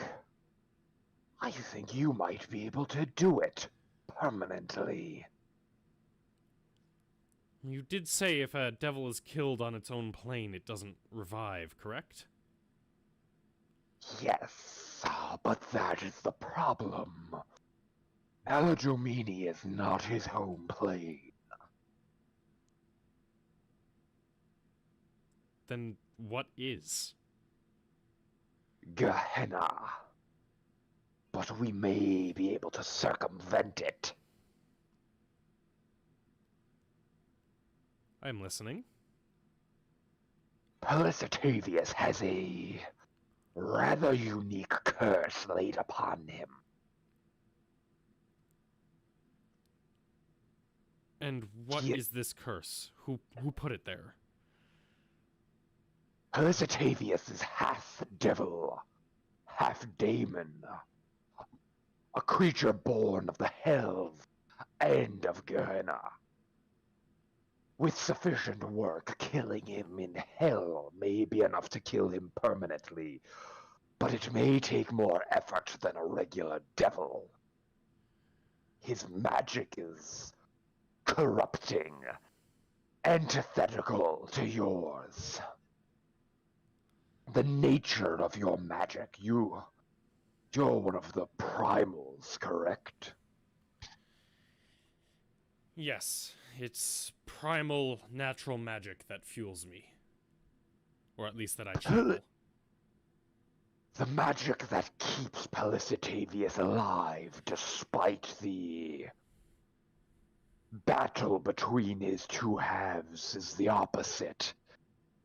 It is unholy, the opposite of life. A concentrated burst of primal arcane life magic within him could nullify it. So you're saying I have to heal him before I kill him? From what I've seen, your magic seems to be the best suited at creating life. Whatever methods you have of doing that the most at once, you're going to have to, and you'll know when. Yes, I can call upon the primordial spirits and form them into living essence. If that's what's Perfect. needed, I should be able to. Work on that. Hone your magics, we're going to need it. Without it, there's a good chance he'll escape. You may be the one that has to finish him for good. That's something I certainly wouldn't complain about. I was hoping you'd say that. Figure out what you have in your arsenal. It's going to take something strong. I have level 6 spells. I'll have to go through and see. I will do some meditation. We still have to rest tonight.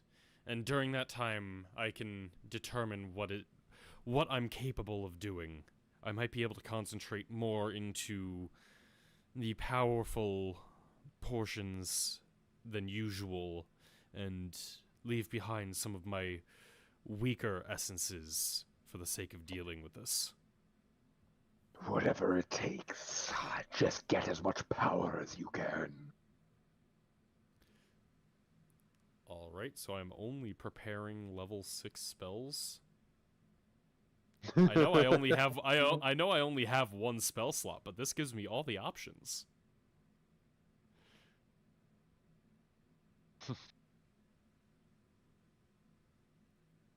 And you know what? Yeah, I will say that if we want, we can call it there. That probably is a Effectively, good so- spot. We also have Give everybody a only like an hour before the next. So Yeah, for dinner and stuff. Yeah. All right. Thanks, Vinny. Yeah. So before we go, I'm curious how do we feel about that boss fight? It was fun. Very scary in the beginning, and then I don't know.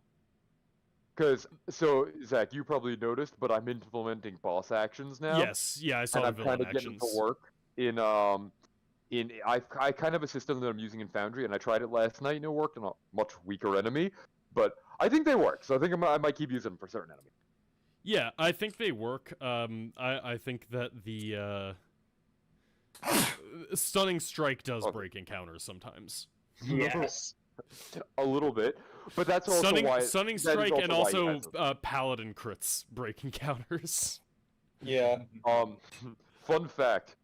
So, Connor, you know that 57 damage crit you had? Yeah. When you hit him, he had 10 health left. Okay. Good. So that didn't necessarily break the encounter. No, not at all. It would have earlier on because Connor did a quarter of his health in one hit. Yeah, that's something. Wow. Because I think he had like 230 health or something. So that was a really sizable chunk of that. That if you had opened with that, granted, a